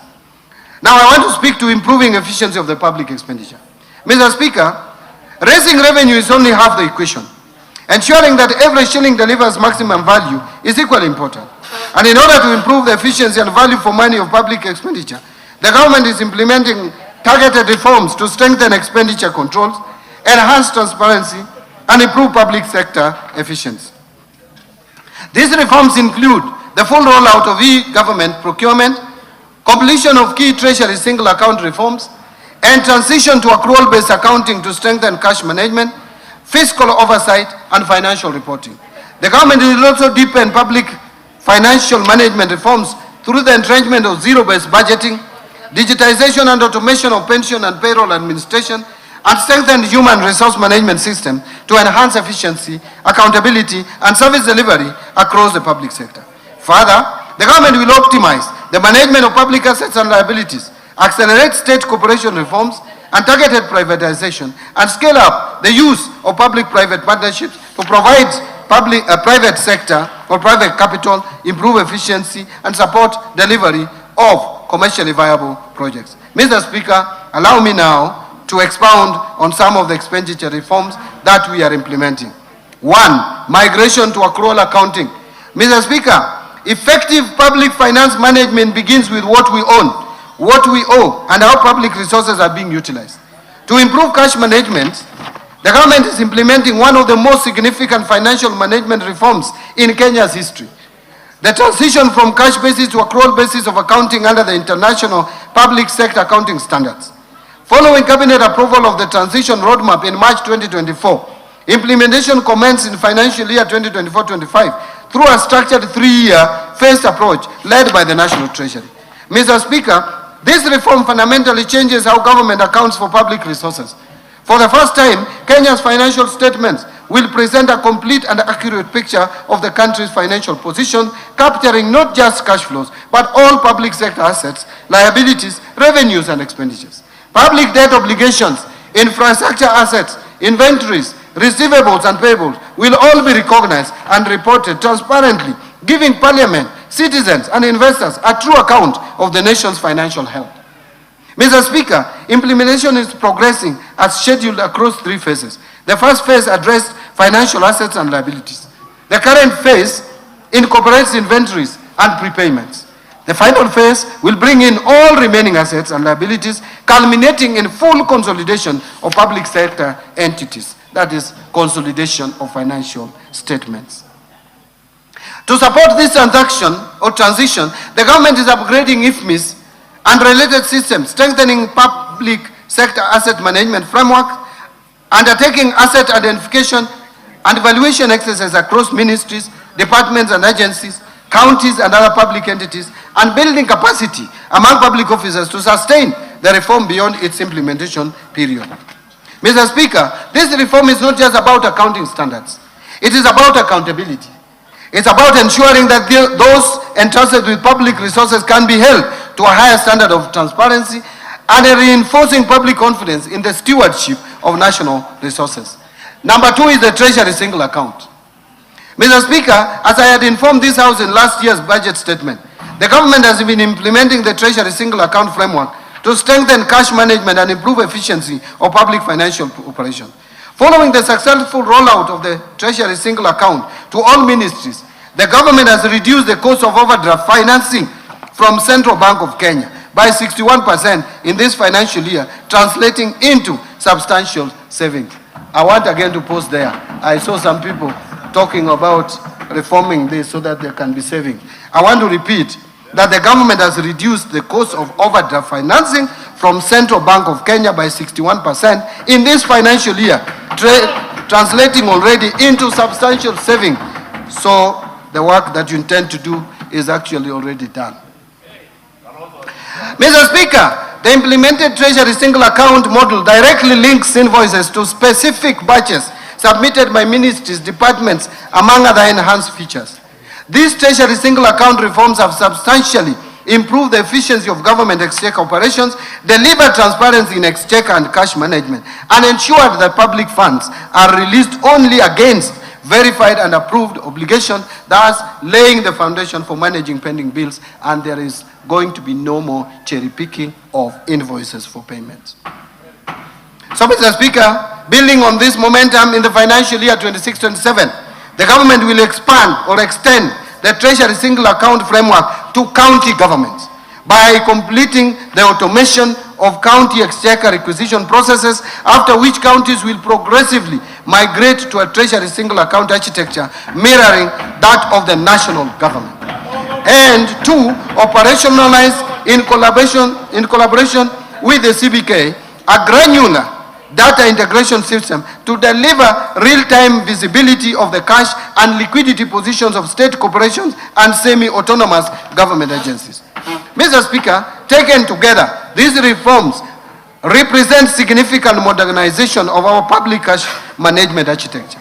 They are already delivering measurable savings, deepening fiscal transparency, and strengthening our capacity to deliver value for every shilling of public money.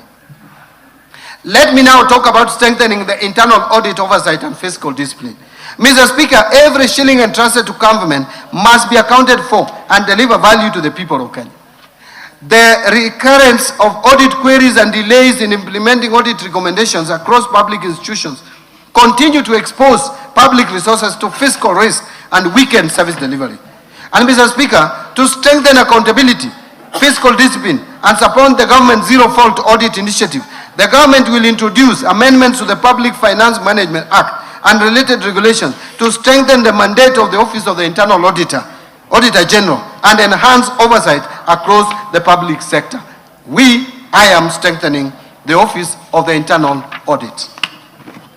The reforms will establish a framework for tracking the implementation of audit recommendations and resolutions issued by Parliament, the Office of the Auditor General, audit committees, and other oversight institutions, with clear accountability mechanisms for non-compliance.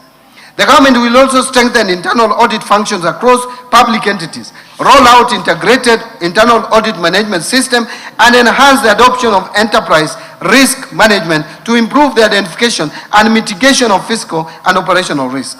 Mr. Speaker, these reforms will strengthen transparency, internal controls, and prudent management of public resources while improving accountability and service delivery across government. Now let me turn to revenue projections for 2026-2027. Mr. Speaker, our fiscal projections reflect a careful balance between ambition and realism, ensuring that we live within our means while investing in our future. Based on the outlined policy measures, total revenue collection, including appropriation in aid, for the financial year 2026-27 is projected to be 3,630.5 billion, which is equivalent to 17.4% of our GDP. Of this, ordinary revenue is projected at 2,985.7 billion, equivalent to 14.3% of the gross domestic product. And ministerial appropriation in aid is projected at 644.8 billion, equivalent to 3.1% of GDP. Grants are projected at 43.6 billion or 0.2% of GDP. Expenditure projections. Mr. Speaker, total expenditure in the financial year 2026-27 budget is projected at 4,820.4 billion, equivalent to 23.2% of GDP. And of this, recurrent expenditure will amount to 3,568.4 billion, which is equivalent to 17.1% of GDP, and development expenditure, including allocations to domestic and foreign finance projects, contingency fund, and equalization fund, will amount to 750 billion shillings, which is equivalent to 3.6% of GDP. Total allocation to county governments is projected at 502 billion shillings, of which 428 billion is equitable share, and 74 billion is additional allocations from the national government's share of revenue, and loans and grants from development partners. So 16.6 billion national government, and loans and grants 57.4 billion. Financing deficit, fiscal deficit and financing. Mr. Speaker, the resultant fiscal deficit, including grants, is projected at 1,146.2 billion, equivalent to 5.5% of GDP. The fiscal deficit will be financed by net external borrowing of 116.2 billion, equivalent to 0.6% of GDP, and net domestic borrowing of 1,030 billion, which is equivalent to 4.9% of GDP. Public debt management. That leads us to discussion on public debt management. Mr. Speaker, debt is a tool for development, but only when managed prudently and sustainably. To preserve debt sustainability and strengthen economic resilience, the government will continue implementing fiscal consolidation measures anchored on enhanced domestic revenue mobilization, strict expenditure controls, and improved efficiency in public spending. Given these reforms, the present value of public debt to GDP is projected to decline steadily towards the approved debt anchor over the medium term.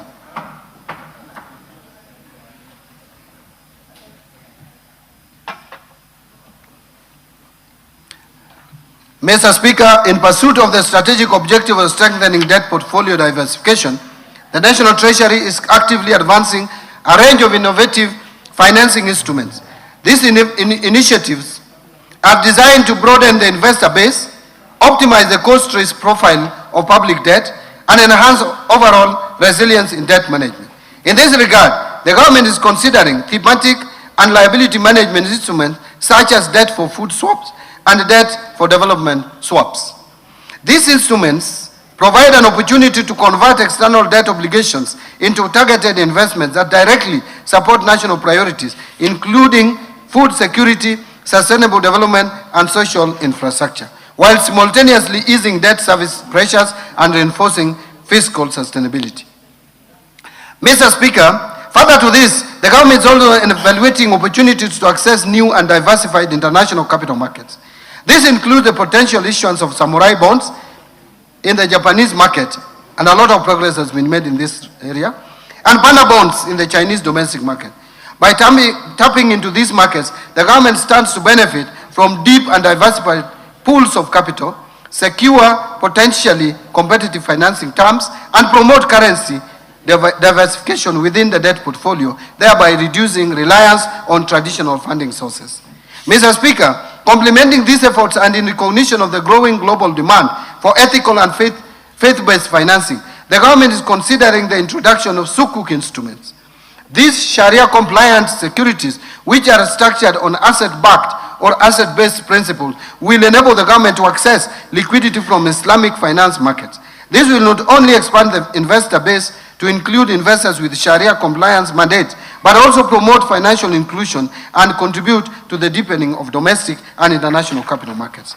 Collectively, these initiatives underscore a forward-looking and proactive approach to public debt management, one that emphasizes innovation, prudent risk management, and alignment with both domestic development priorities and evolving global financing trends. Mr. Speaker, to further strengthen transparency, coordination, and efficiency in the implementation of externally funded projects, the National Treasury has spearheaded the development of the Development Project Management Information System.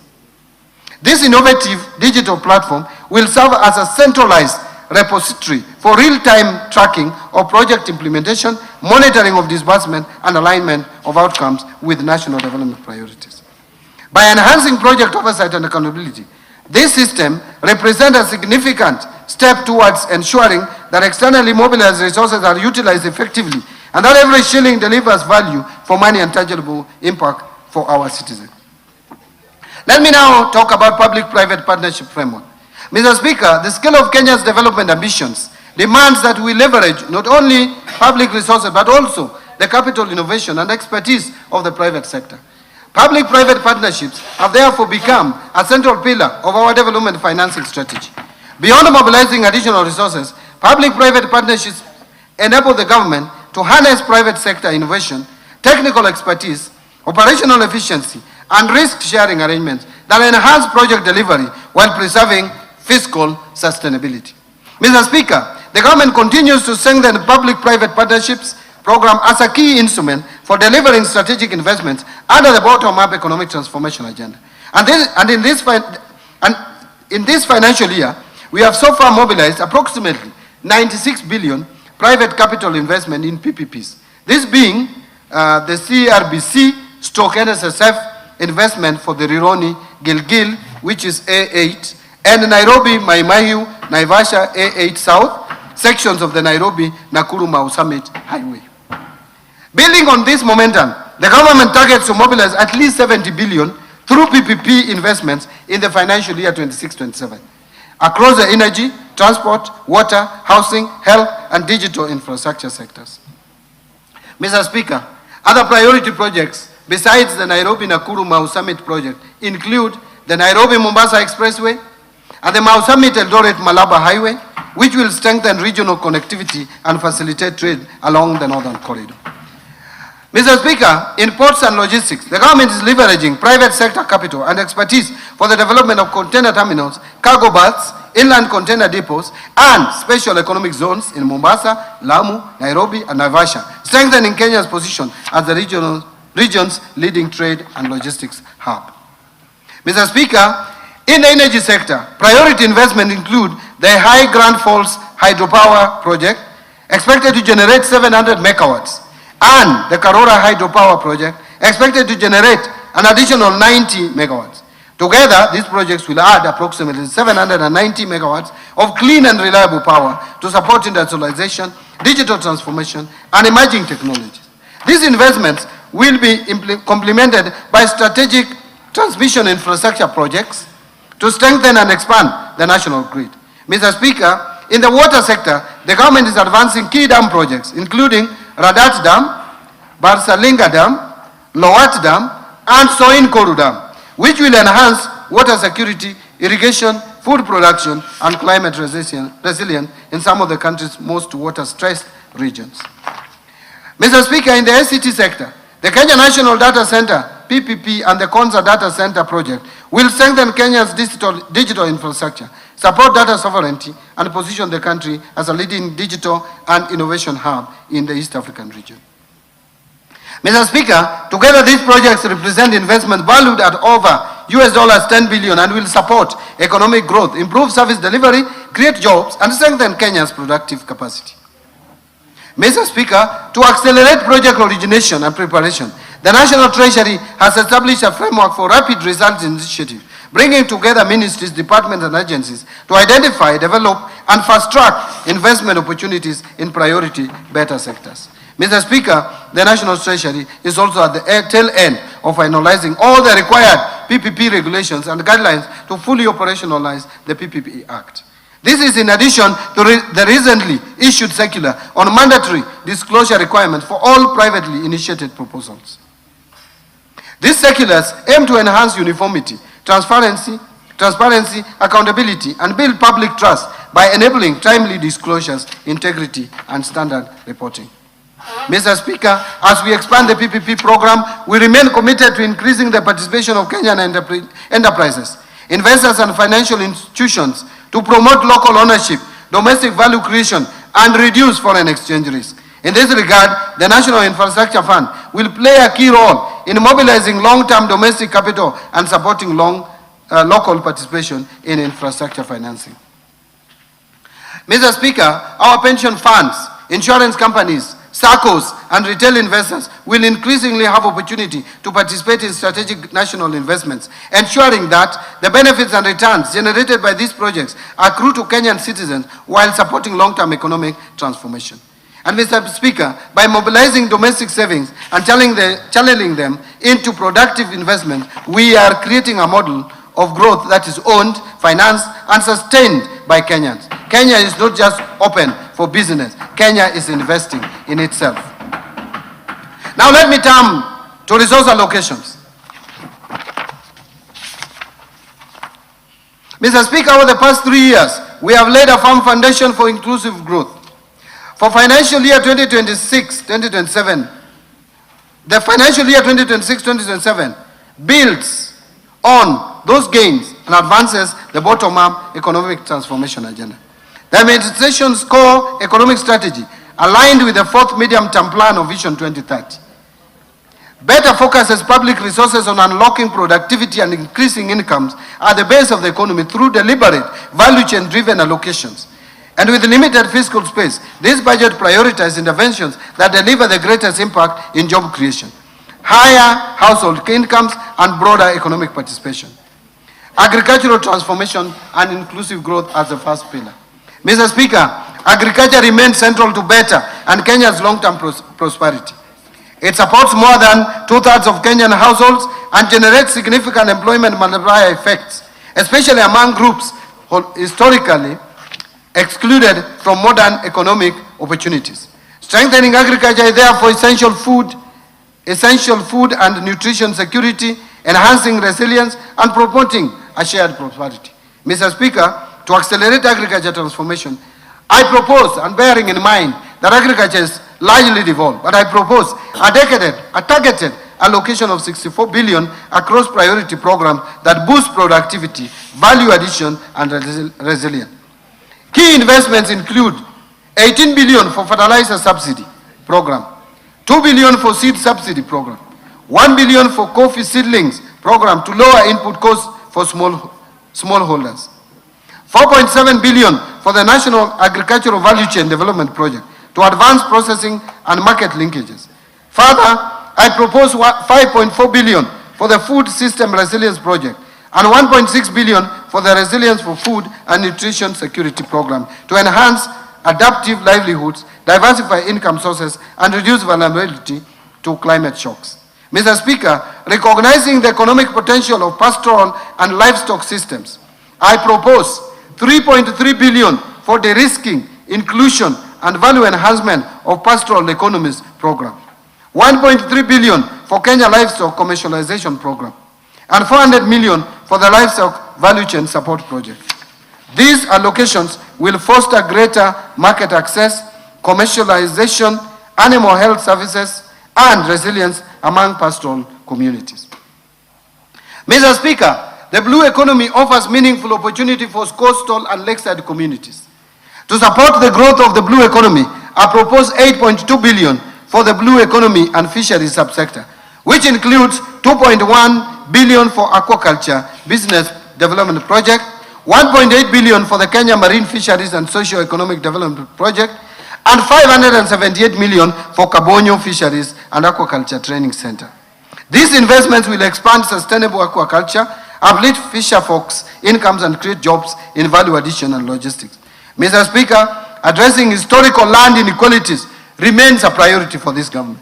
To promote equitable access and ensure sustainable land management, I am proposing 9.4 billion for settlement of the landless. Of this amount, 5 billion is for the landless in the coast region. 892 million for the processing and registration of title deeds, and 388 million will go towards digitization of land registries to secure tenure, reduce disputes, and unlock productive land use.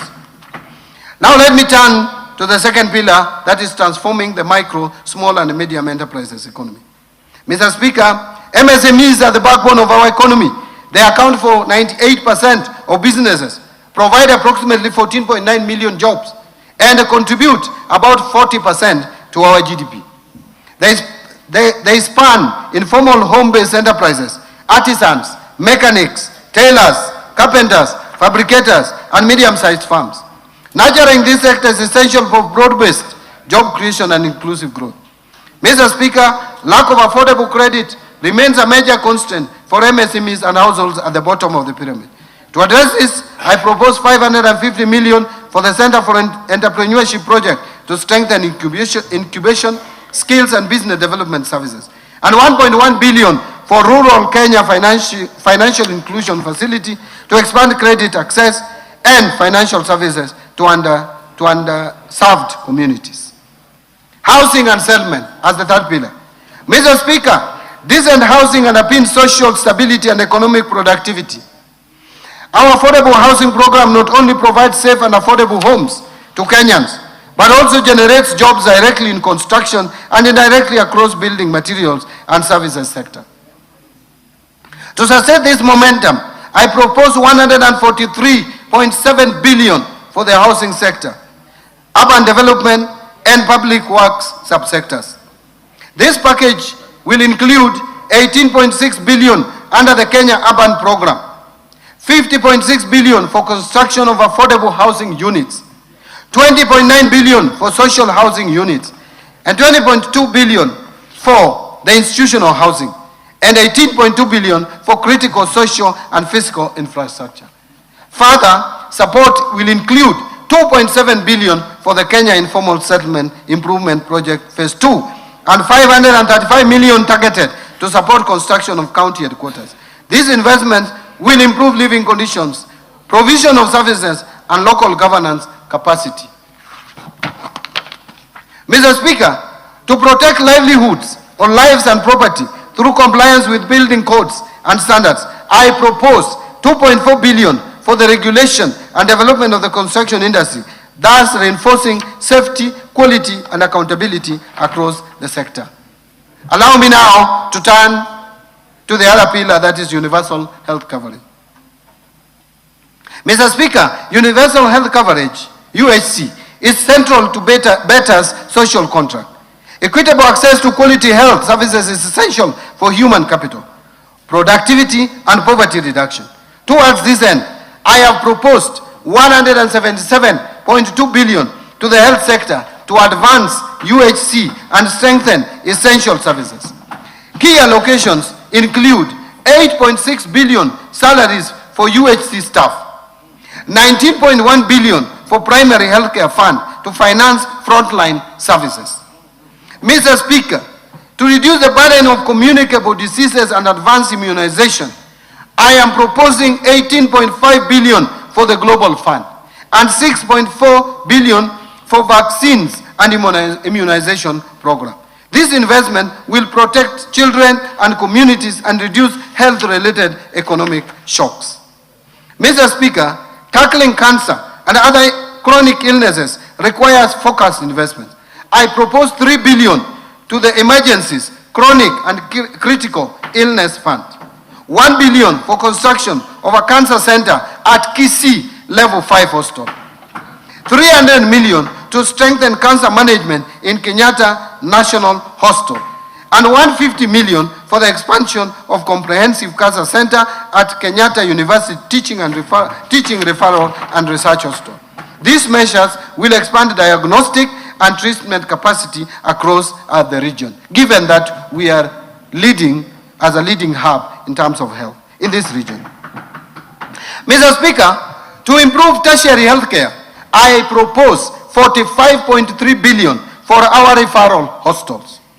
Additional targeted investments will include the following: 470 million for the construction of Kenyatta National Hospital Burns and Pediatrics Center, 300 million for innovations and replacement of obsolete equipment at Kenyatta National Hospital, and 2 billion for construction of a new 2,000-bed multi-speciality at Moi Teaching and Referral Hospital to expand capacity and improve health outcomes. Mr. Speaker, to ensure reliable supply chains and strengthen human resources, I am proposing 20.9 billion for Kenya Medical Supplies Agency, KEMSA, 3.1 billion for the Kenya Medical Research Institute, 1.3 billion for the Integrated Reproductive Health Program, 500 million for family planning and reproductive health commodities, and 600 million for equipment at the National Blood Transfusion Services. Mr. Speaker, as a country, we value the services offered by our health workers. To build workforce capacity, I propose 9.3 billion for medical interns, 10.9 billion for the Kenya Medical Training College, and 3.2 billion and 396 million for stipend and medical insurance for community health promoters, respectively. Under digital superhighway and creative economy, Mr. Speaker, digital transformation is a strategic enabler for competitiveness in the fourth industrial revolution. Digital connectivity and literacy are essential for education, healthcare, finance, markets, public services, and emerging digital opportunities. Mr. Speaker, Kenya's creative economy, encompassing film, music, fashion, arts, medical, media, digital content, and design, has become a powerful engine for growth and youth empowerment. Investing in creative industries expands cultural exports and drives innovation. Mr. Speaker, to accelerate digital adoption and inclusion, I propose 8.6 billion Kenya shillings to this sector. And this will include 4.3 billion for Kenya Digital Economy Acceleration Project, 1.3 billion for maintenance and rehabilitation of national optic fiber backbone infrastructure, 528 million for maintenance and rehabilitation of last mile county connectivity, 309 million for government shared services, 382 million for the digital superhighway cyber security, 400 million for establishment of digital hubs, and 455 million for ICT infrastructure maintenance. Investing, now let me move to infrastructure. Mr. Speaker, infrastructure is the backbone of economic transformation. It provides connectivity, energy, and water resources needed to power productive activities and sustain human settlement. By reducing transaction costs and opening markets, infrastructure investments deliver long-term value. Towards this end, I propose 220.4 billion for development of roads, including 44.3 billion to support construction of roads and bridges, 58 billion for rehabilitation of roads, and 118.1 billion for road maintenance. This balance mix supports connectivity, freight, efficiency, and long-term road preservation. Mr. Speaker, to expand railway transport, I propose 38.4 billion for railway projects. Additionally, Kenya shillings 400 million is proposed for the Kenya ferry ramp in Likoni, Mombasa. Additional 1 billion for development of public ferry landing ramps in Lake Victoria, including Mbita and Sena Islands in Suba North and West sub-counties of Homa Bay County, respectively. 150 million for acquisition of public ferry in Lake Victoria, completing the purchase of public ferry for use in Lake Victoria. And 582 million for Nairobi Bus Rapid Transport Project, which is a critical public transport investment that will reduce congestion and enhance mobility. Mr. Speaker, reliable, affordable energy is vital for industry and households. I propose 30.9 billion to the energy subsector, including 7.5 billion for the national grid system, 20.2 billion for rural electrification and 3.2 billion for alternative energy technologies. These allocations expand access, lower costs, and promote sustainable growth. But I wish to add that a lot of energy projects will be financed through National Infrastructure Fund because they are commercially viable. And I want to turn to education. Education. Yes, I'm turning now to education. Improving education outcomes. Mr. Speaker, Kenya's future depends on developing strong human capital. And to this end, we will continue to strengthen quality learning, training and research, promote equity and inclusivity, scale up investment in education, fortify the system against emerging technological and labor market shifts, as well as fortify education to industry linkages, thus ensuring skills match demand. Mr. Speaker, I propose 784.5 billion for the education sector. Mr. Speaker, a lot has been said about defunding education. But in 2026-27, we are proposing 784.5 billion shillings, which is 26.4% of the ministerial budgets. Compare that to 2021-2022 budgets before this administration came into office. The budget for education was 526 billion shillings. That has increased now by 49%. And it was 24.5% of the ministerial budget. Now it is 26.5% of the ministerial budget. Therefore, Mr. Speaker, it is not correct that this government, this administration is defunding education. In fact, we are funding it more. So this 784.5 billion includes Kenya shillings 424 billion to Teacher Service Commission for payment of our teachers. And that has moved from 290 billion in 2022 to now 421 billion shillings. Basic education is now 136. I'm proposing 136.6 billion. Compare that to 107 billion in 2022. 163.9 billion for higher education, which was 105 billion in 2022. 1.3 billion for science, innovation and research, and 58.5 billion for technical, vocational education and training. This comprehensive allocation safeguards service delivery and expands opportunities across the learning continent. Mr. Speaker, within this funding to the education sector, I propose 7 billion for free primary education, 54.6 billion for free day secondary education, and 30.7 billion for junior secondary school capitation. Those two lines, the free day secondary education 54.6 plus junior secondary education of 30.7 adds to a total of 85.3 billion. What was it in 2022? In 2022, it was 62.4 billion shillings. I also propose 9.9 billion for administering national exams, and that is in addition to what we have just provided before the end of this year to pay the arrears of 1.5 billion to teachers. So teachers who marked exams, they will be paid before the end of this financial year, 1.5 billion. 3 billion for school feeding program.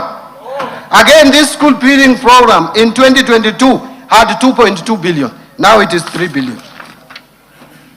Mr. Speaker, I am proposing 4.9 billion to be provided for conversion of 20,000 intern teachers into permanent and pensionable from January 2027. Further, the newly recruited 24,000 intern teachers will be converted into permanent and pensionable terms in July 2027. In this respect, I am proposing an allocation of 8.2 billion for intern teachers to address staffing gaps and improving learning outcomes. Mr. Speaker, this government, by the time we reach next year, we will have employed 116,000. If you put it in terms of averages, over 20,000 teachers per year.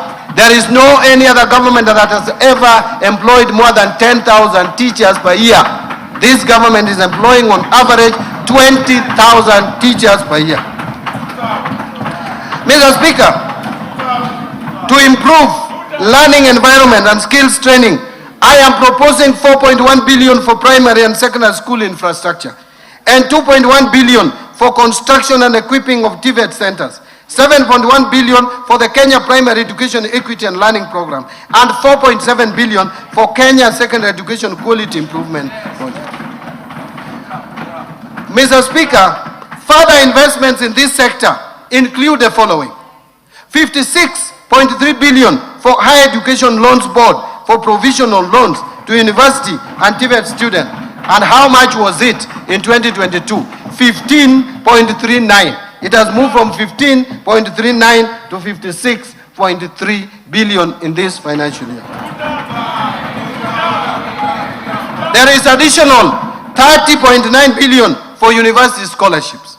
There is also 9.2 billion dedicated specifically for TVET scholarships, and 6.7 billion for CBA arrears for universities and 2021-2022 CBA, and another 5.9 billion for ongoing projects in universities across the country, measures that expand access and strengthen human capital for a competitive economy.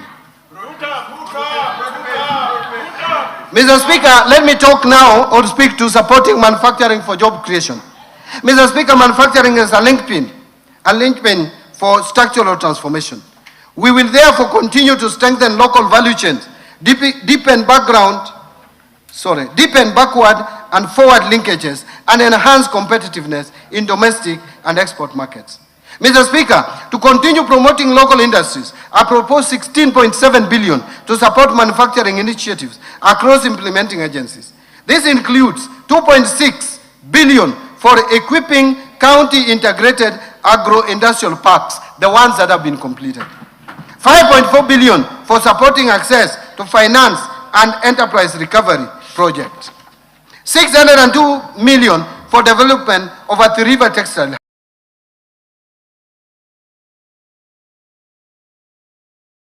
300 million for establishment of flagship export processing zone SAP, and 604 million for the development of special economic zone textile park in Naivasha, and 2.4 billion for Kenya jobs and economic transformation. These measures will deepen industrial clustering and create high quality jobs.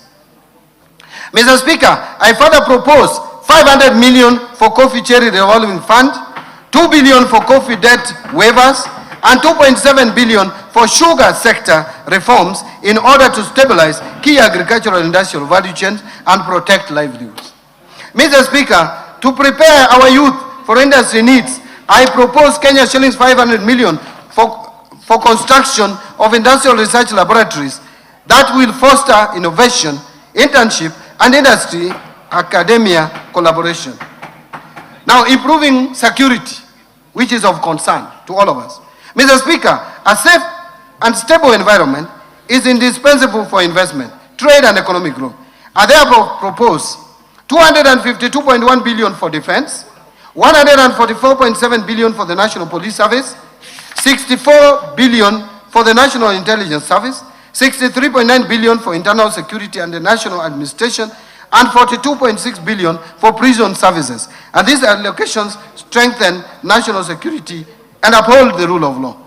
Specific security interventions or investments include 13 billion to cater for leasing of police motor vehicles, 7 billion for police modernization program, 1 billion for construction and modernization of national forensic facilities.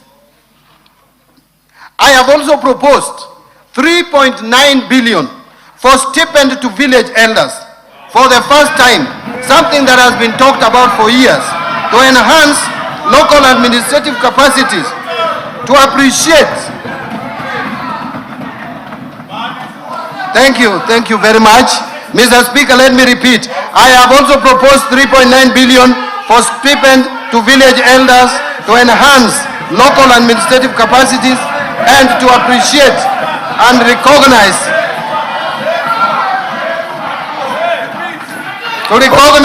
the role played by village elders in helping address security and other societal challenges.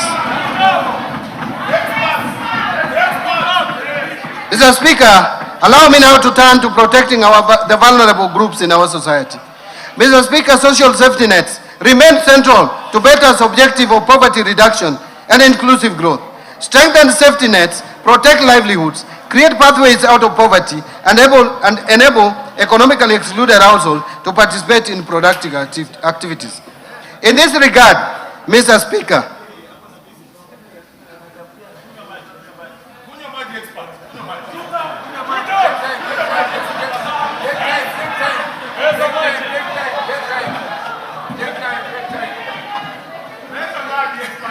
Thank you, Mr. Speaker. In this regard, I propose 41.8 billion to protect the vulnerable Kenyans, including 24.6 billion for cash transfers to the elderly persons, 8.9 billion for cash transfers to orphans and vulnerable children, and 1.5 billion for cash transfers to persons living with severe disabilities. These measures provide immediate relief and sustain basic consumption. And Mr. Speaker, the allocation also includes 4.3 billion for the Kenya Hunger Safety Net Program, 550 million for the National Fund for the Disabled of Kenya, 1.1 billion for the Child Welfare Society of Kenya, and 200 million to support autism and albinism programs in order to strengthen social protection and community support systems. Under equity, poverty reduction, women and youth empowerment. Mr. Speaker, anchored on the Kenya Young People's Agenda, we are funding key government interventions that will equip young youth with entrepreneurial and life skills, promote local and international employment, and unlock opportunities for youth-owned MSMEs.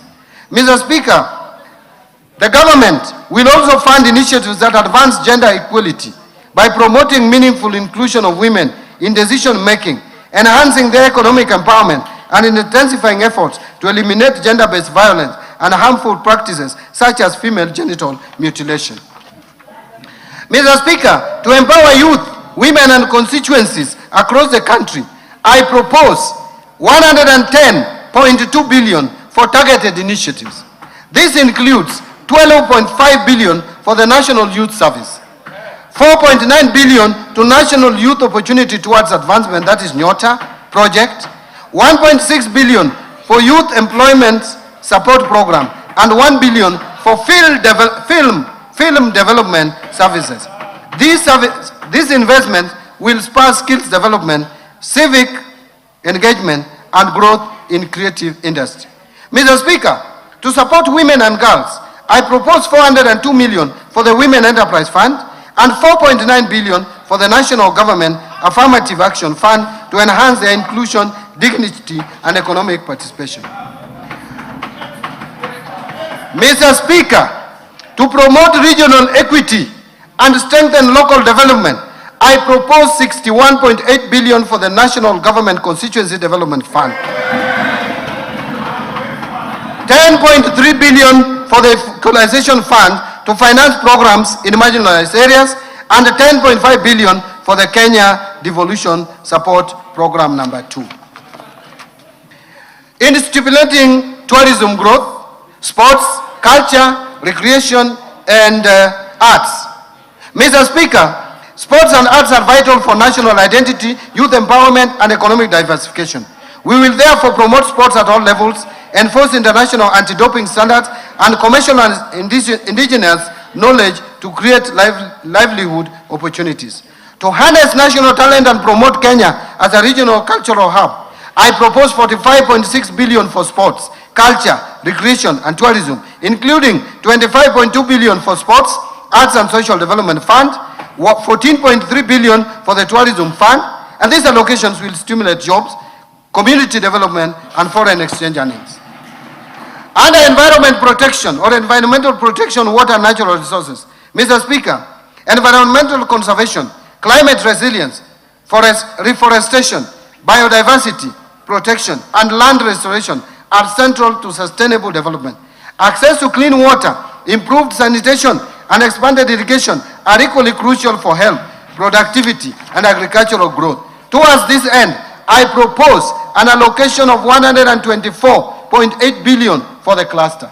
And Mr. Speaker, to safeguard ecosystem and tackle climate risk, I propose 13.4 billion for forest resources conservation and management, 1.7 billion for forest research and development. I also propose 3.2 billion for tree growing campaign. Mr. Speaker, I further propose 4.7 billion for environment management and protection, 8.9 billion for the Kenya financing locally led climate action project, FLOCA, and 1.8 billion for meteorological service. Mr. Speaker, in order to support solid waste management in Nairobi, I propose 2.5 billion and 1 billion for the removal of asbestos as well. Additional targeted allocations in this sector include 13 billion for wildlife security, conservation and management, 1.2 for wildlife research and development, 1.1 billion for human-wildlife conflict compensation, 800 million for wildlife insurance. And these investments protect natural capital that underpins tourism and rural livelihoods. Mr. Speaker, to expand water infrastructure and ensure water security, I propose 51.5 billion for water and sewerage infrastructure development, 6.3 billion for water resource management, 2.5 billion for water storage and flood control. Mr. Speaker, to promote irrigation development in the country and reduce reliance on rain-fed agriculture, I propose 1.1 billion for irrigation and drainage development, 1.8 billion for large-scale commercial irrigation development, 3.3 billion for community-managed irrigation development, 3 billion for public irrigation schemes, 1.6 billion for revitalization of irrigation in rural areas, and these allocations will improve access, productivity, and resilience in agriculture and settlement. Now, improving governance and sustaining the fight against corruption. Mr. Speaker, strong institutions and adherence to the rule of law are prerequisites for sustainable development. Effective governance strengthens investor confidence and ensures efficient delivery of public services. To strengthen accountability and the rule of law, I propose 5.1 billion for the Ethics and Anti-Corruption Commission, 7 billion for the Office of the Director of Public Prosecutions, 6 billion to the State Law Office, 9.8 billion for the Office of the Auditor General, and these allocations will intensify anti-corruption efforts and reinforce public sector integrity. Mr. Speaker, to enhance parliamentary oversight and legislative functions, I propose 50.9 billion for Parliament. Further, to support administration of justice, I propose 30.4 billion for the judiciary. These allocations are essential to uphold democracy, transparency, and citizen trust in public institutions. Now, allocations to county governments. Mr. Speaker, the government remains committed in supporting devolution through intergovernmental fiscal transfers in line with Article 202 of the Constitution. I therefore propose to allocate 428 billion in equitable share, which shall be transferred to the respective county governments as per the first basis formula during the financial year 26-27. The 428 billion represents 21% of the most recently audited revenues for the financial year 22-23, way higher than the minimum of 15% prescribed in Article 203(2) of the Constitution. Mr. Speaker, including the additional allocation from the national government share of revenue of 16.6 billion to the proposed shareable of 428 billion, implies that the county government will receive a total of Kenya shillings 444.6 billion, just a few billions, less than about 5 billion less than what is in the 10-point agenda. Further to this allocation, I have proposed an additional allocation of 57.4 billion from loans and grants from development partners. Mr. Speaker, the National Treasury has developed the Draft Public Finance Management Bill 2025, which proposes to amend Sections 42 and 191 of the Public Finance Management Act, CAF 412. These amendments aim to provide for submission of two separate bills, one on the county government's additional allocations, national government share of revenue bill, and the other on proceeds from loans and grants from Development Partners Bill. This will mitigate delays in the approval and disbursement of county government's additional allocations. Now let me speak or talk about Equalization Fund. Mr. Speaker, to support implementation of projects in the marginalized areas, 10.3 billion has been proposed as an allocation to the Equalization Fund in the financial year 26-27. Mr. Speaker, now I turn to county government's pending bills. Mr. Speaker, the growing stock of pending bills in county government poses a fiscal risk. As of 30th June 2025, county governments reported outstanding pending bills of 183 billion. And Mr. Speaker, during its 27th ordinary session, the Intergovernmental Budget and Economic Council, IBEC, approved and adopted the county government's pending bills action plan submitted by the Controller Budget. The Council directed all county governments to customize and implement their respective pending bills action plans to progressively reduce the stock of pending bills. I urge county governments to ensure full implementation of the agreed action plans. Now let me turn to taxation measures. Having talked about expenditure, the money being allocated here and there, now it is the time to see where money is coming from. Taxation measures. Mr. Speaker, following the tragic events of 25th June of 2024, which I hope will never be repeated again in this country, a day that remains etched in our hearts, government was reminded of the need to always listen to the voices of our citizens. As I mentioned at the beginning of this statement, I championed public engagements with Kenyans of all walks of life while putting together this budget and the supporting policy measures. Mr. Speaker, over the last 1 month, focus has been more on the Finance Bill 2026. And like I mentioned, I engaged Kenyans widely in town hall meetings, various media stations, Bunge la Mwananchi at Jivanji Gardens here in Nairobi, Ongara Rongai in Kajiado, comrades at the University of Nairobi, Citizen Digital Express, just to mention but a few. I wish to thank all Kenyans who took time to attend these forums and engage with me. My assurance is that their voices have been reflected in the proposals that I'm presenting today. Mr. Speaker, in preparing these proposals, I have been guided by the overriding principle of placing the well-being of the common Mwananchi first. In this regard, I have deliberately chosen not to introduce new taxes or increase tax rates that would further overburden the hardworking Kenyans and their families. Instead, the measures are focused on reforms that improve efficiency in tax collection, create a fairness in the tax system, and broaden the revenue base without burdening the Mwananchi. Mr. Speaker, allow me to share a striking reality. Today, only 3.1 million working Kenyans contribute to pay as you earn. Yet, millions of other Kenyans that make money in our economy do not contribute to the taxes we collect.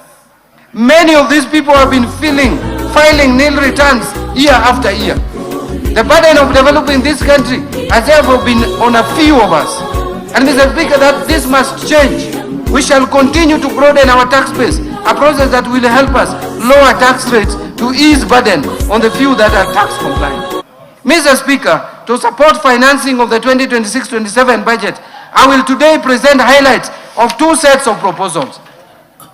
The first set of proposals relates to custom measures agreed upon by the East African Community Ministers, Cabinet Secretaries responsible for finance and economic affairs during this year's pre-budget consultations held in Arusha, Tanzania on 15th May 2026, and which we will conclude this coming weekend. The measures agreed upon target to support local manufacturing, promote value addition, strengthen industrial competitiveness, enhance food security, protect jobs, and align the regional tariff structure with Kenya's economic development projects. The second set of proposals are contained in the Finance Bill of 2026. These measures are guided by three key principles. First, efficiency, to ensure tax collection is done with minimal leakages and ease compliance. Second, fairness, to ensure that the tax burden is shared equitably among all. And third, simplicity, to ensure that compliance with tax laws is straightforward, transparent, and predictable for all Kenyans. Mr. Speaker, the measures I present today, majority of which are targeted to simplify tax compliance and strengthen tax administration, are expected to yield an additional Kenya shillings 98.9 billion in terms of revenues. So let me turn to custom measures. Mr. Speaker, allow me to express my sincere appreciation to this House for the approval granted to the custom measures on 8th of May 2026, which are subsequently presented during the pre-budget consultations held in Arusha, Tanzania on 15th May of 2026. I wish to inform this House that all those measures were subsequently adopted by the East African Community Ministers, Cabinet Secretary responsible for finance and economic affairs. These measures will take effect from 1st July 2026. I will now highlight some of them. Mr. Speaker, high production costs continue to constrain growth and competitiveness of local industries, particularly where manufacturers rely on imported inputs that are not available locally. To lower the cost of production for our local industries and make locally produced goods affordable, Kenya secured an approval at the region to continue applying a 0% duty remission on selected inputs used in manufacture of pharmaceutical products, roofing materials, automotive parts for vehicles and motorcycles, and cold rooms for preservation, leather processing, and the assembly of smart mobile phones. Laptops and tablets. Kenya also secured approval to continue applying a duty remission rate of only 10% on selected inputs used in furniture and door manufacturing, as well as completely knocked down kits for assembly of motorcycles. Through these measures, jobs created by the industries in these categories remain protected to support livelihood of our people. Mr. Speaker, food security is one of the pillars under the bottom-up economic transformation agenda, and therefore remains a national priority. To support affordability of food and animal feeds by Kenyans, Kenya was allowed to continue importing wheat at a duty remission rate of 10% instead of the common external tariff rate of 35%. Continue importing imports for manufacture of animal feeds.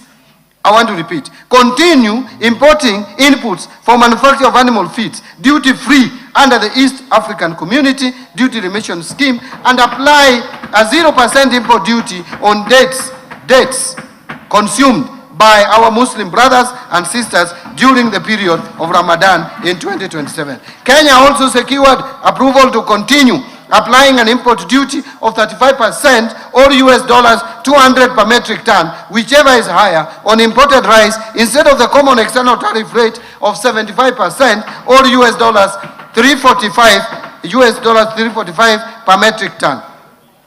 Mr. Speaker, to promote value addition of products locally grown by our farmers, Kenya was allowed a stay of application of East African Community common external tariff rates and apply a duty rate of 35% or equivalent specific duty rates on selected processed food products, including preserved vegetables, peas, sweet corn, tomato products, sauces, jams, edible oils, malt extract, and other prepared food products. This will cushion the local industries from imported products and make Kenyan products more competitive in the domestic market. Protect these agro-based industries, thus safeguarding income of our farmers and the local jobs created in the agro-processing value chain. Mr. Speaker, to protect local manufacturers in the textile, apparel,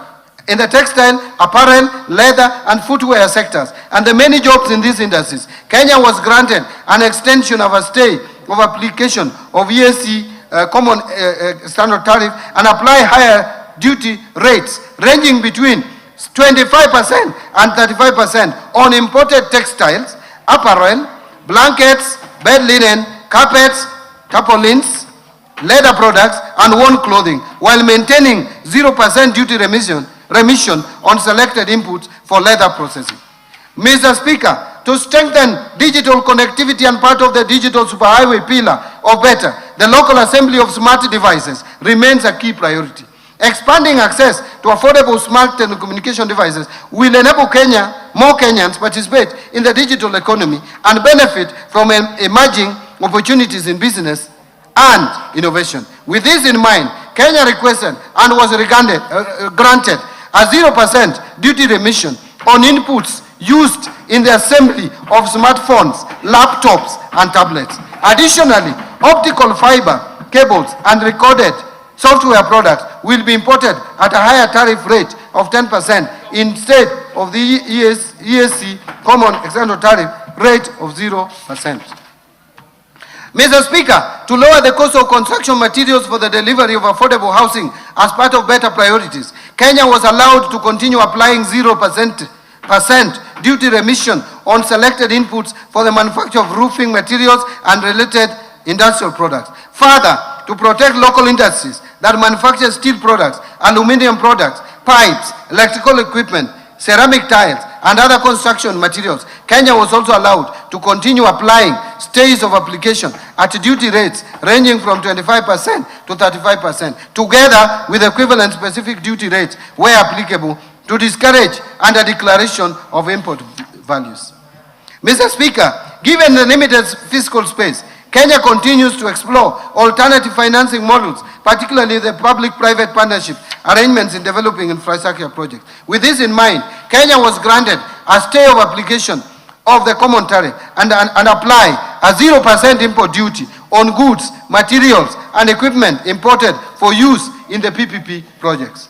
Mr. Speaker, local assembly of motor vehicles and the manufacturing of automotive parts continue to create jobs for Kenyans. In this respect, Kenya applied to protect these industries and the associated value chain. Kenya was granted a 0% duty remission on selected inputs used in the manufacture of automotive parts. Mr. Speaker, to support local manufacturing of paper and paper products, Kenya was allowed to continue applying stays of application at a rate of 35% on craft paper and paperboard, printed polybags, sacks and bags, and related packaging materials instead of the common tariff rates of 25%.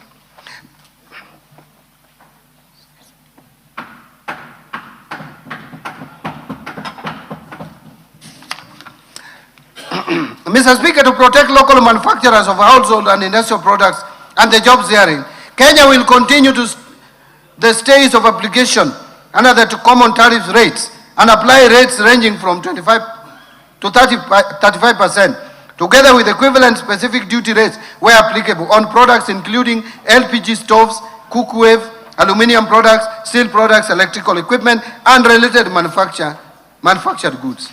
Now let me turn to the highlights of proposals in the Finance Bill. Mr. Speaker, I now turn to the proposals in the Finance Bill 2026 that target to amend various domestic tax laws to improve revenue collection, ease tax compliance, and create fairness within the tax system. Under income tax, Mr. Speaker, currently certain corporate restructurings such as mergers, amalgamations, or internal reorganizations are exempt from capital gains tax. To encourage the establishment and growth of real estate investment trusts, the bill is proposing to extend the exemption to qualifying property transfers into approved real estate investment trusts to avoid selective treatment or application.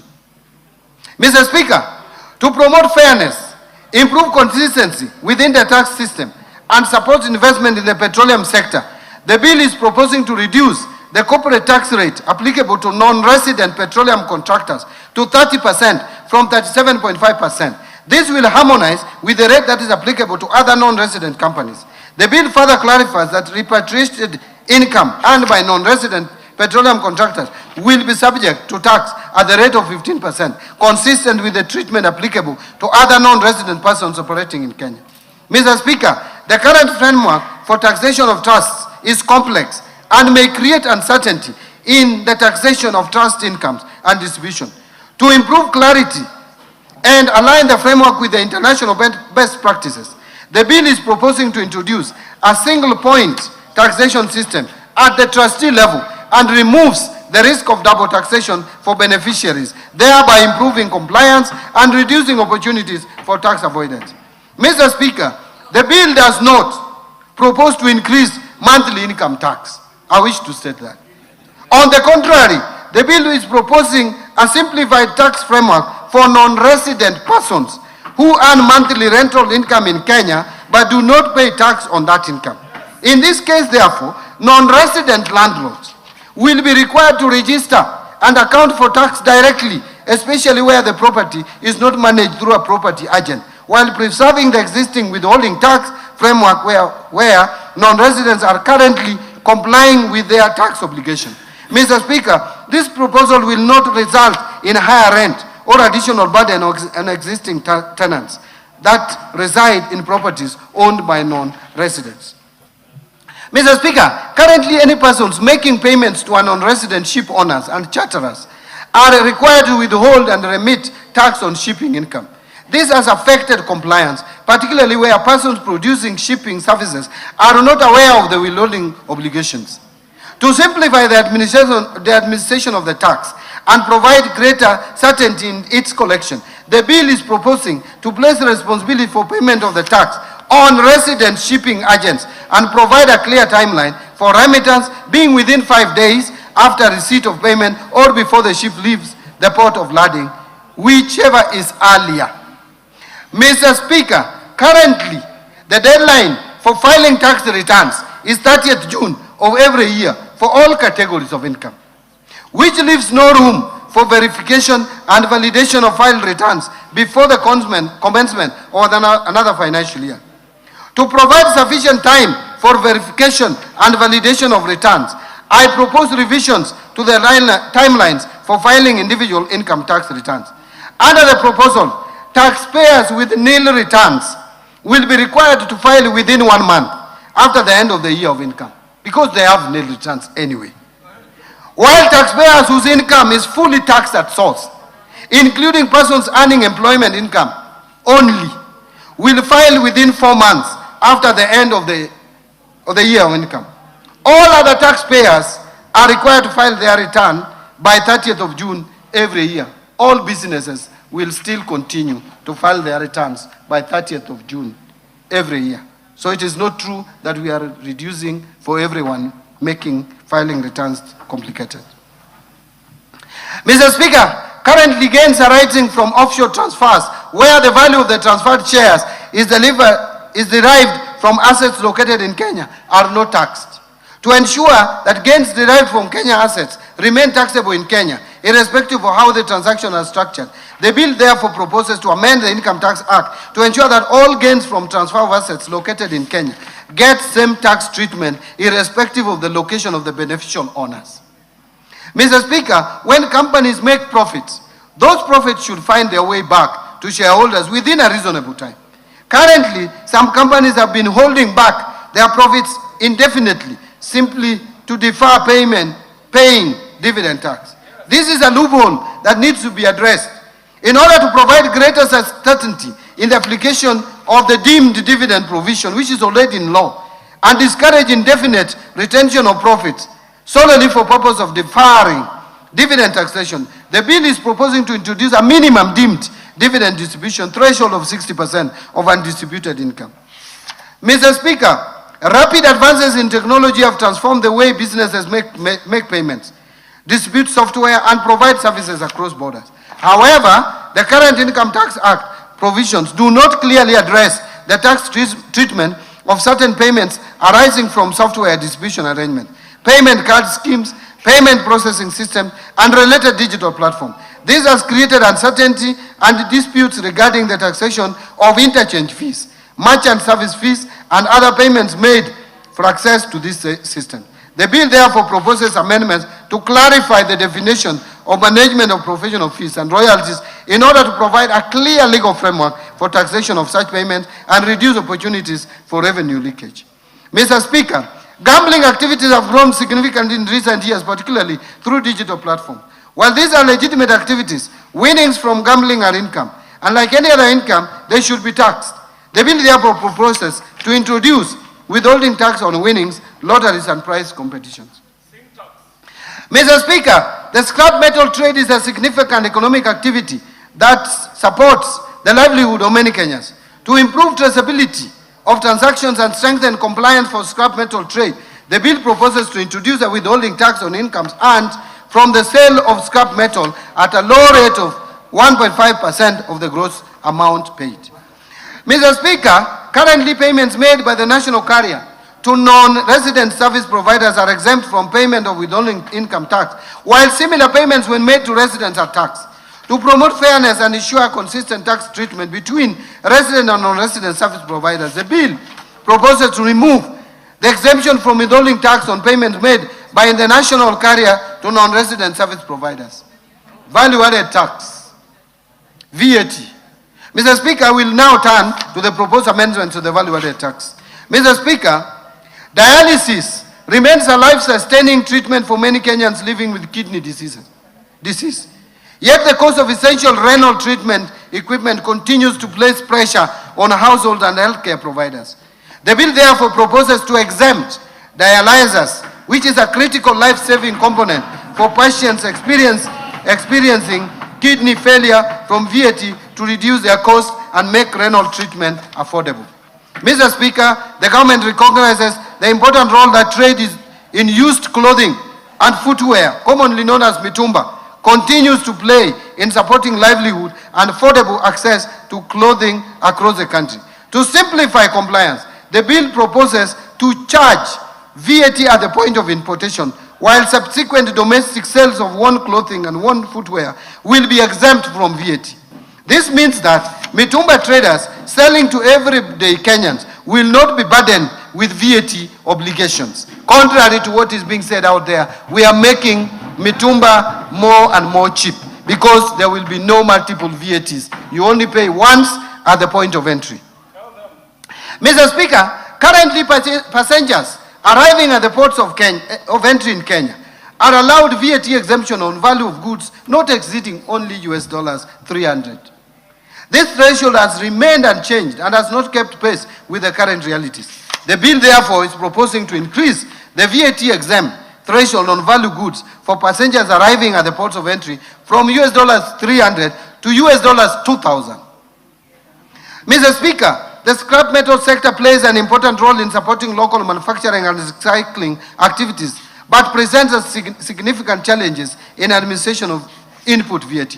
To simplify VAT administration within the sector, while complementing the withholding income tax framework proposed under the Income Tax Act, the bill therefore proposes to exempt scrap metal from payment of VAT. Mr. Speaker, public-private partnership continues to play an important role in the delivery of strategic infrastructure projects across the country. To reduce the cost of implementation of the project, the bill proposes a VAT exemption for goods and services imported or procured locally for use solely in the approved public-private partnership infrastructure projects. Mr. Speaker, the rapid growth of digital payment platforms has created uncertainty regarding the VAT treatment of certain payment facilitation and processing services. While these services support financial transactions, they are distinct from the underlying financial services. The bill therefore seeks to clarify that core financial services, including money transfer services such as M-Pesa, will remain exempt from VAT, while platforms that facilitate services such as merchant acquiring, payment gateway, aggregation, and settlement services will qualify for exemption, will not qualify for exemption. Mr. Speaker, to promote consistency in the treatment of input VAT and support proper administration of the VAT framework, the bill is proposing to require adjustment of input VAT previously claimed where goods that were intended for taxable supplies subsequently become exempt while still in stock. Mr. Speaker, Kenya's tax expenditure was estimated at 286 billion or 1.8% of GDP in 2024, a decline from 368 billion or 2.4% of GDP in 2023. But Mr. Speaker, to further reduce tax expenditures, I propose to rationalize some of the existing incentives, such as to remove VAT exemption on certain goods and services currently exempt, including denatured ethanol, direction finding compass, affordable housing construction inputs, tourism facility construction inputs, and aircrafts of Chapter 88, excluding parts and large aircrafts of over 2,000 kilograms. These are what we call choppers, helicopters. We are removing them from VAT exempt. But aircraft parts will still enjoy VAT exemption. To exclude from VAT exemption spare parts applicable to official aid-funded projects to reduce opportunities for misuse of the exemption. So we exempted the vehicles, but not the parts. Transfer selected supplies from zero-rated status to VAT-exempt status in line with the national tax policy objective of limiting zero-rating primarily to export. To exempt mobile phones from VAT as part of the simplified taxation framework for mobile phones outlined under the proposal under Excise Duty Act. So when we talk of excise duty, on phones, moving from 10% to 25%. They talk about that, but they fail to say that we are removing VAT on mobile phones from 16% to nothing. So the above measures are expected to further lower tax expenditures as a share of GDP, hence revenue collection. Excise Duty Act. Mr. Speaker, we now turn to the proposed amendments to the Excise Duty Act. Mr. Speaker, currently, more Kenyans are drinking bottled water in both urban and rural areas. The bill is proposing to remove excise duty of 6 shillings and 41 cents per liter of bottled water. We are removing excise duty on bottled water. Mr. Speaker, it is expected that the vendors of bottled water will pass this benefit to the ordinary citizen by lowering the price of bottled water because it has ceased to be a luxury. Mr. Speaker, mobile phones have become essential tools for enhancing communication, access to information, and delivery of services. They support among others, education, businesses, financial services, e-commerce, healthcare, and social interaction, while also promoting digital inclusion, productivity, and social economic development. Mr. Speaker, to further encourage use of mobile phones in the country, the bill is proposing to simplify taxation of mobile phones by replacing the existing multiple taxes and levies with a single excise duty charged at the rate of 25% at the point of activation on any telecommunications network. This measure will lower the prices of mobile phones in the country. I heard another leader saying 25%, but I'm asking, why is he complaining about 25%? Does he want us to remain at 55.5%? Because that is the rate as at today. Mr. Speaker, in recognition of health risk associated with excessive sugar consumption, the bill proposes to increase excise duty on sugar-sweetened beverages from 14 shillings per litre to 20 shillings per litre. Mr. Speaker, in support of public health, the bill also proposes to adjust excise duty rates on other manufactured tobacco and tobacco substitutes, tobacco extracts, and essences from 11,382 per kilogram, shillings per kilogram, to 12,550 per kilogram.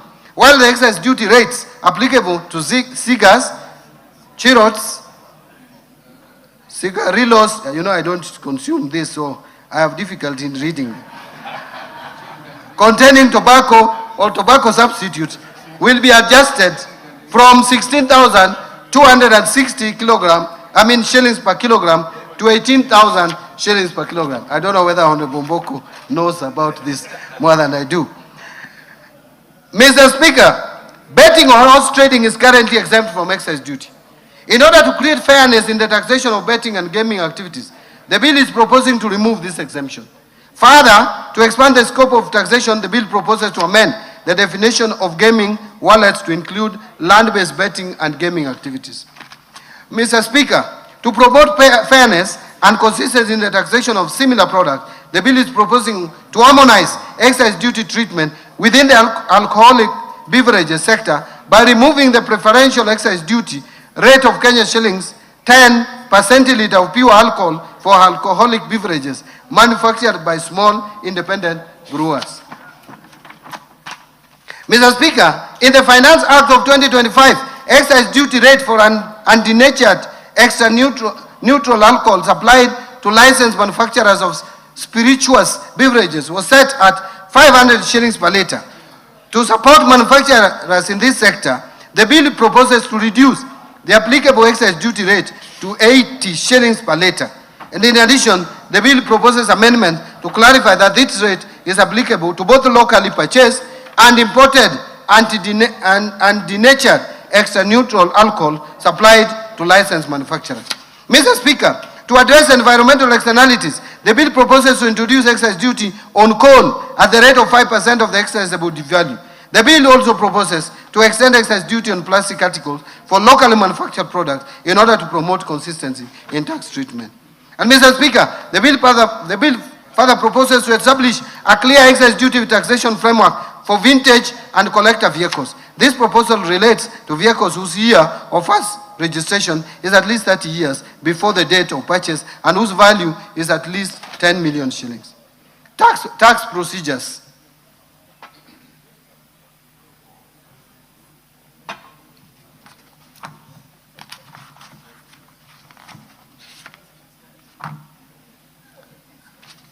Mr. Speaker, I have about 30 more pages. Nobody's complaining. Looking at the time. Now, on Tax Procedures Act, Mr. Speaker, the proposed amendments to the Tax Procedures Act seeks to strengthen tax administration, improve compliance, support digitization, and make it easier for taxpayers to meet their obligations. Mr. Speaker, currently, foreign investors are required to obtain KRA PIN before opening Central Depository and Settlement Corporation, that is CDSC, accounts to participate in trading in the Nairobi Securities Exchange. In order to improve the attractiveness of Kenya's capital markets to foreign portfolio investors, the bill proposes to exempt foreign investors from the requirement to obtain KRA PIN solely for purposes of opening Central Depository and Settlement Corporation accounts. Mr. Speaker, income earned by non-resident investors from investment in the Nairobi Securities Exchange is subject to withholding tax as a final tax, and they are not required to file annual income tax returns. Mr. Speaker, I am grateful that this House approved the Virtual Asset Service Providers Bill of 2025 that was subsequently enacted in 2025. Mr. Speaker, currently there is no reporting framework for virtual asset transactions. In order to address this gap, the bill proposes to introduce a virtual asset reporting framework for virtual asset service providers so as to improve visibility of virtual asset transactions and align Kenya's reporting framework with the international best practices. Mr. Speaker, to simplify compliance, reduce filing errors, and improve efficiency in tax administration, the bill proposes to amend the Tax Procedures Act to provide for pre-populated tax returns using information already available to the Kenya Revenue Authority.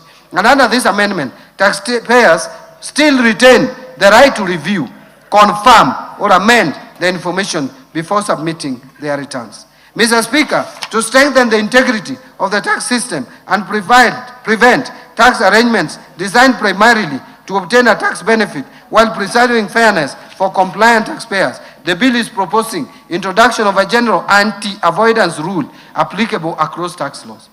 Mr. Speaker, the Tax Procedures Amendments Act of 2024 provided for a tax amnesty on penalties, interest, and fines for taxpayers on tax liabilities accrued up to 31st December 2023. This facilitated taxpayers to clear principal tax liabilities to government. In order to encourage settlement of existing tax liabilities by more taxpayers, this bill is proposing a 6-month amnesty beginning 1st July 2026 for tax liabilities accrued up to 31st December 2025. Under this amnesty, taxpayers who settle the principal tax due within the amnesty period will qualify for waiver of the related penalties, interest, and fines. Mr. Speaker, to support faster resolution of system-related issues and improve taxpayer confidence in digital tax administration, the bill proposes to allow for waiver of penalties and interest by the Commissioner up to a specified threshold of 2 million arising from electronic tax system errors. Mr. Speaker, to improve continuity of tax records and simplify compliance for reinstated entities, the bill proposes to provide for automatic reinstatement of a personal identification number where the registered company or other entity is restored to the official register. Mr. Speaker, to improve efficiency in tax administration, the bill is proposing to allow tax assessments to be issued based on information lawfully available to the Commissioner. Mr. Speaker, to further line enforcement of tax compliance, the bill is proposing to amend the Tax Procedures Act to clarify that enforcement of tax collection when a tax appeals tribunal or a court judgment on a tax dispute is in favor of the Commissioner shall only be suspended where a stay order has been granted. Mr. Speaker, to lower compliance costs and simplify customs clearance procedures, the bill is proposing to remove the requirement for importers to present certificates of origin where such certificates are not necessary for purposes of claiming preferential tariff treatment. Now let me turn to Miscellaneous Fees and Levies Act.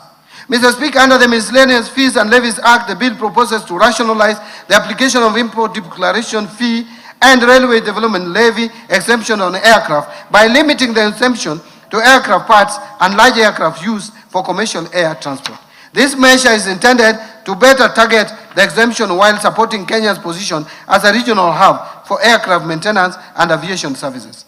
Mr. Speaker, the bill is also proposing amendments to clarify the application of customs procedures to all fees and levies imposed under the Miscellaneous Fees and Levies Act. These measures are intended to improve administration and support prudent fiscal management. Mr. Speaker, to support the growth of real estate investment trust market and development of Kenya's capital markets, the bill proposes to exempt from stamp duty transfers of beneficial interest in property into approved real estate investment trust. This measure complements the proposed amendments under the Income Tax Act on exemption of real estate investment trust from capital gains tax.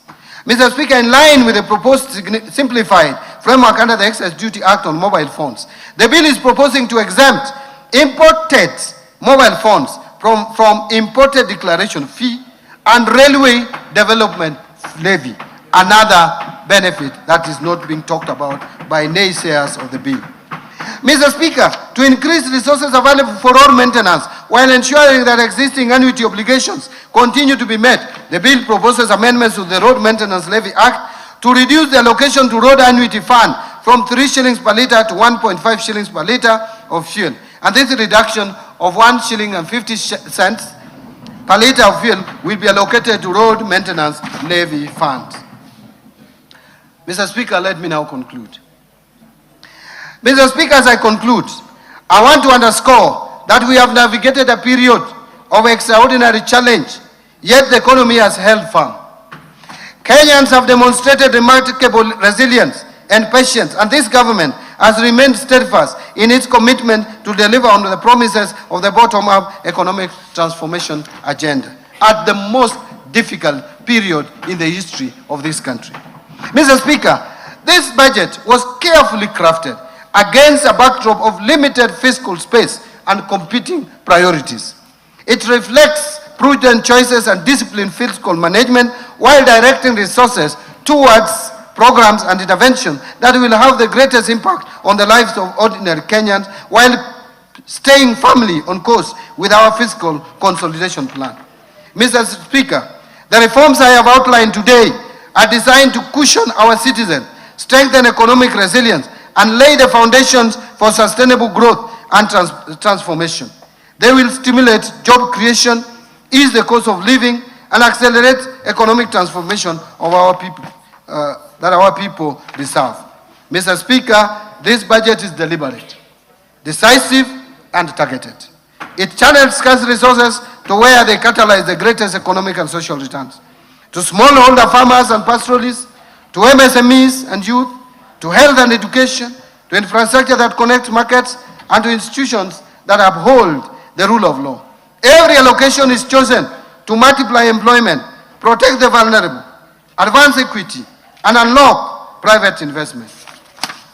By prioritizing inclusive bottom-up growth, we will not only sustain recovery, but accelerate shared prosperity across Kenya.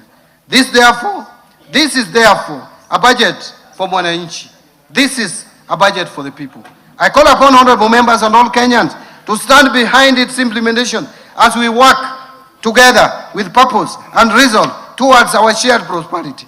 Together, we can translate these investments into jobs, higher incomes, and a better future for every Kenyan. At this point, Mr. Speaker, I wish to thank His Excellency the President, Dr. William Samoei Ruto, and His Excellency, the Deputy President, Professor Kithure Kindiki, for their unwavering support, leadership, and counsel as we prepared this budget. I am forever grateful to His Excellency the President for the support he has given me and my ministry.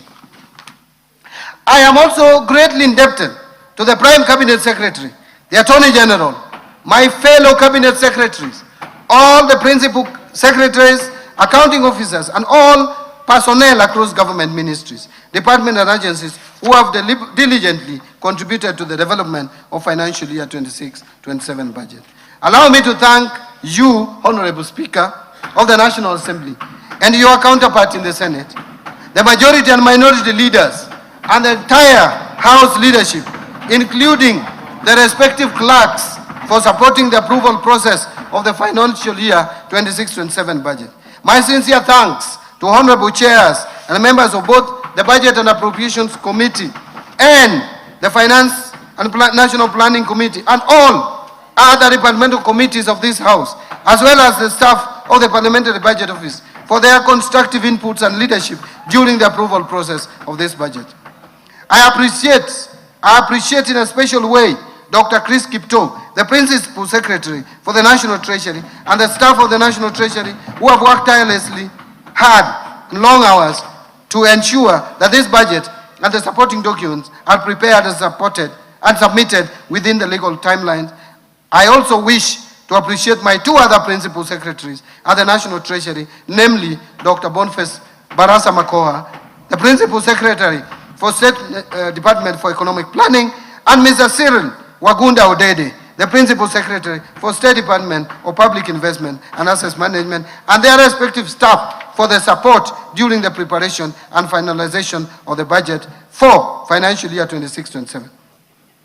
My sincere appreciation also goes to the Governor of the Central Bank of Kenya, the Commissioner General of the Kenya Revenue Authority, as well as the management and staff of both institutions, and all MDAs for their valuable contributions to the budget process. My gratitude to our multilateral and bilateral development partners for their continued technical and financial support. I also thank the private sector for their participation and contribution in the budget process. I wish to appreciate the members of the fourth estate and all non-state actors for the active engagement and participation in the financial year 2026-27 budget process. Mr. Speaker, I cannot forget to mention this. My sincere thanks also goes particularly to my dear wife, Madam Rhoda Mbadi, and my children who have remained my pillar. In the course of the year, calls of duty would be challenging, but when I got home, I felt relaxed among them. I will forever be grateful for their support, inspiration, and prayers as I executed my duties at the National Treasury. Finally, Mr. Speaker, I wish to thank Kenyans from all walks of life who gave their suggestions and proposals throughout the budget-making process. Thank you, and may God bless Kenya. Thank you. Thank you. Mr. Speaker. Yes, go on. Mr. Speaker, before I resume my seat, you will recall that I have already submitted to this House the budget estimates and the Finance Bill 2026, together with the accompanying documents as required by the Public Finance Management Act, CAP 412A. Today, I further submit the following documents to this August House and request that you graciously receive them. Number 1, budget statement for financial year 26-27. Number 2, the 2026 budget policy statement. Number 3, estimates of revenue, grants and loans for the financial year 26-27. Number 4, financial statement for the financial year 26-27 budget. Number 5, medium-term debt management strategy 2026. Number 6, budget highlights, the Mwananchi guide for the financial year 2026-27 budget. And I believe we have put here also the Kiswahili version. Number 7, statistical annex to the budget statement for the financial year 26-27. Thank you, Honorable Speaker. Thank you, honorable members.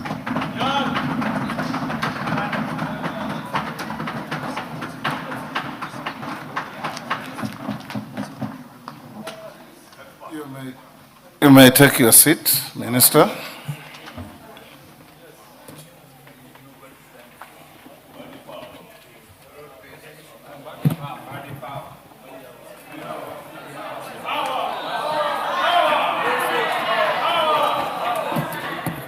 Order. Honorable members, I wish to thank the Cabinet Secretary for National Treasury for ably making a public pronouncement of the budget highlights for the national government for the financial year 2026-27 and the medium term and the revenue-raising measures.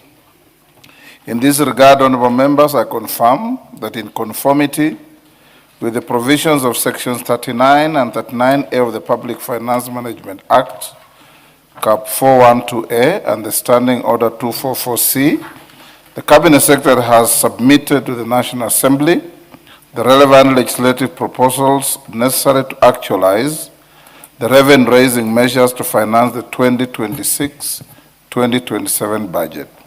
This has since culminated in the Finance Bill 2026, which is under consideration by the House. Honorable members, it is now my pleasure to invite all honorable members, the Cabinet Secretary for the National Treasury and Economic Planning, other Cabinet Secretaries, representatives of the Judiciary, members of the Diplomatic Corps, and all invited guests to a reception at the Parliament courtyard hereafter. Honorable members, the time now being 6:13, the House now stands adjourned until Tuesday, 16th June 2026 at 2:30 p.m. I thank you.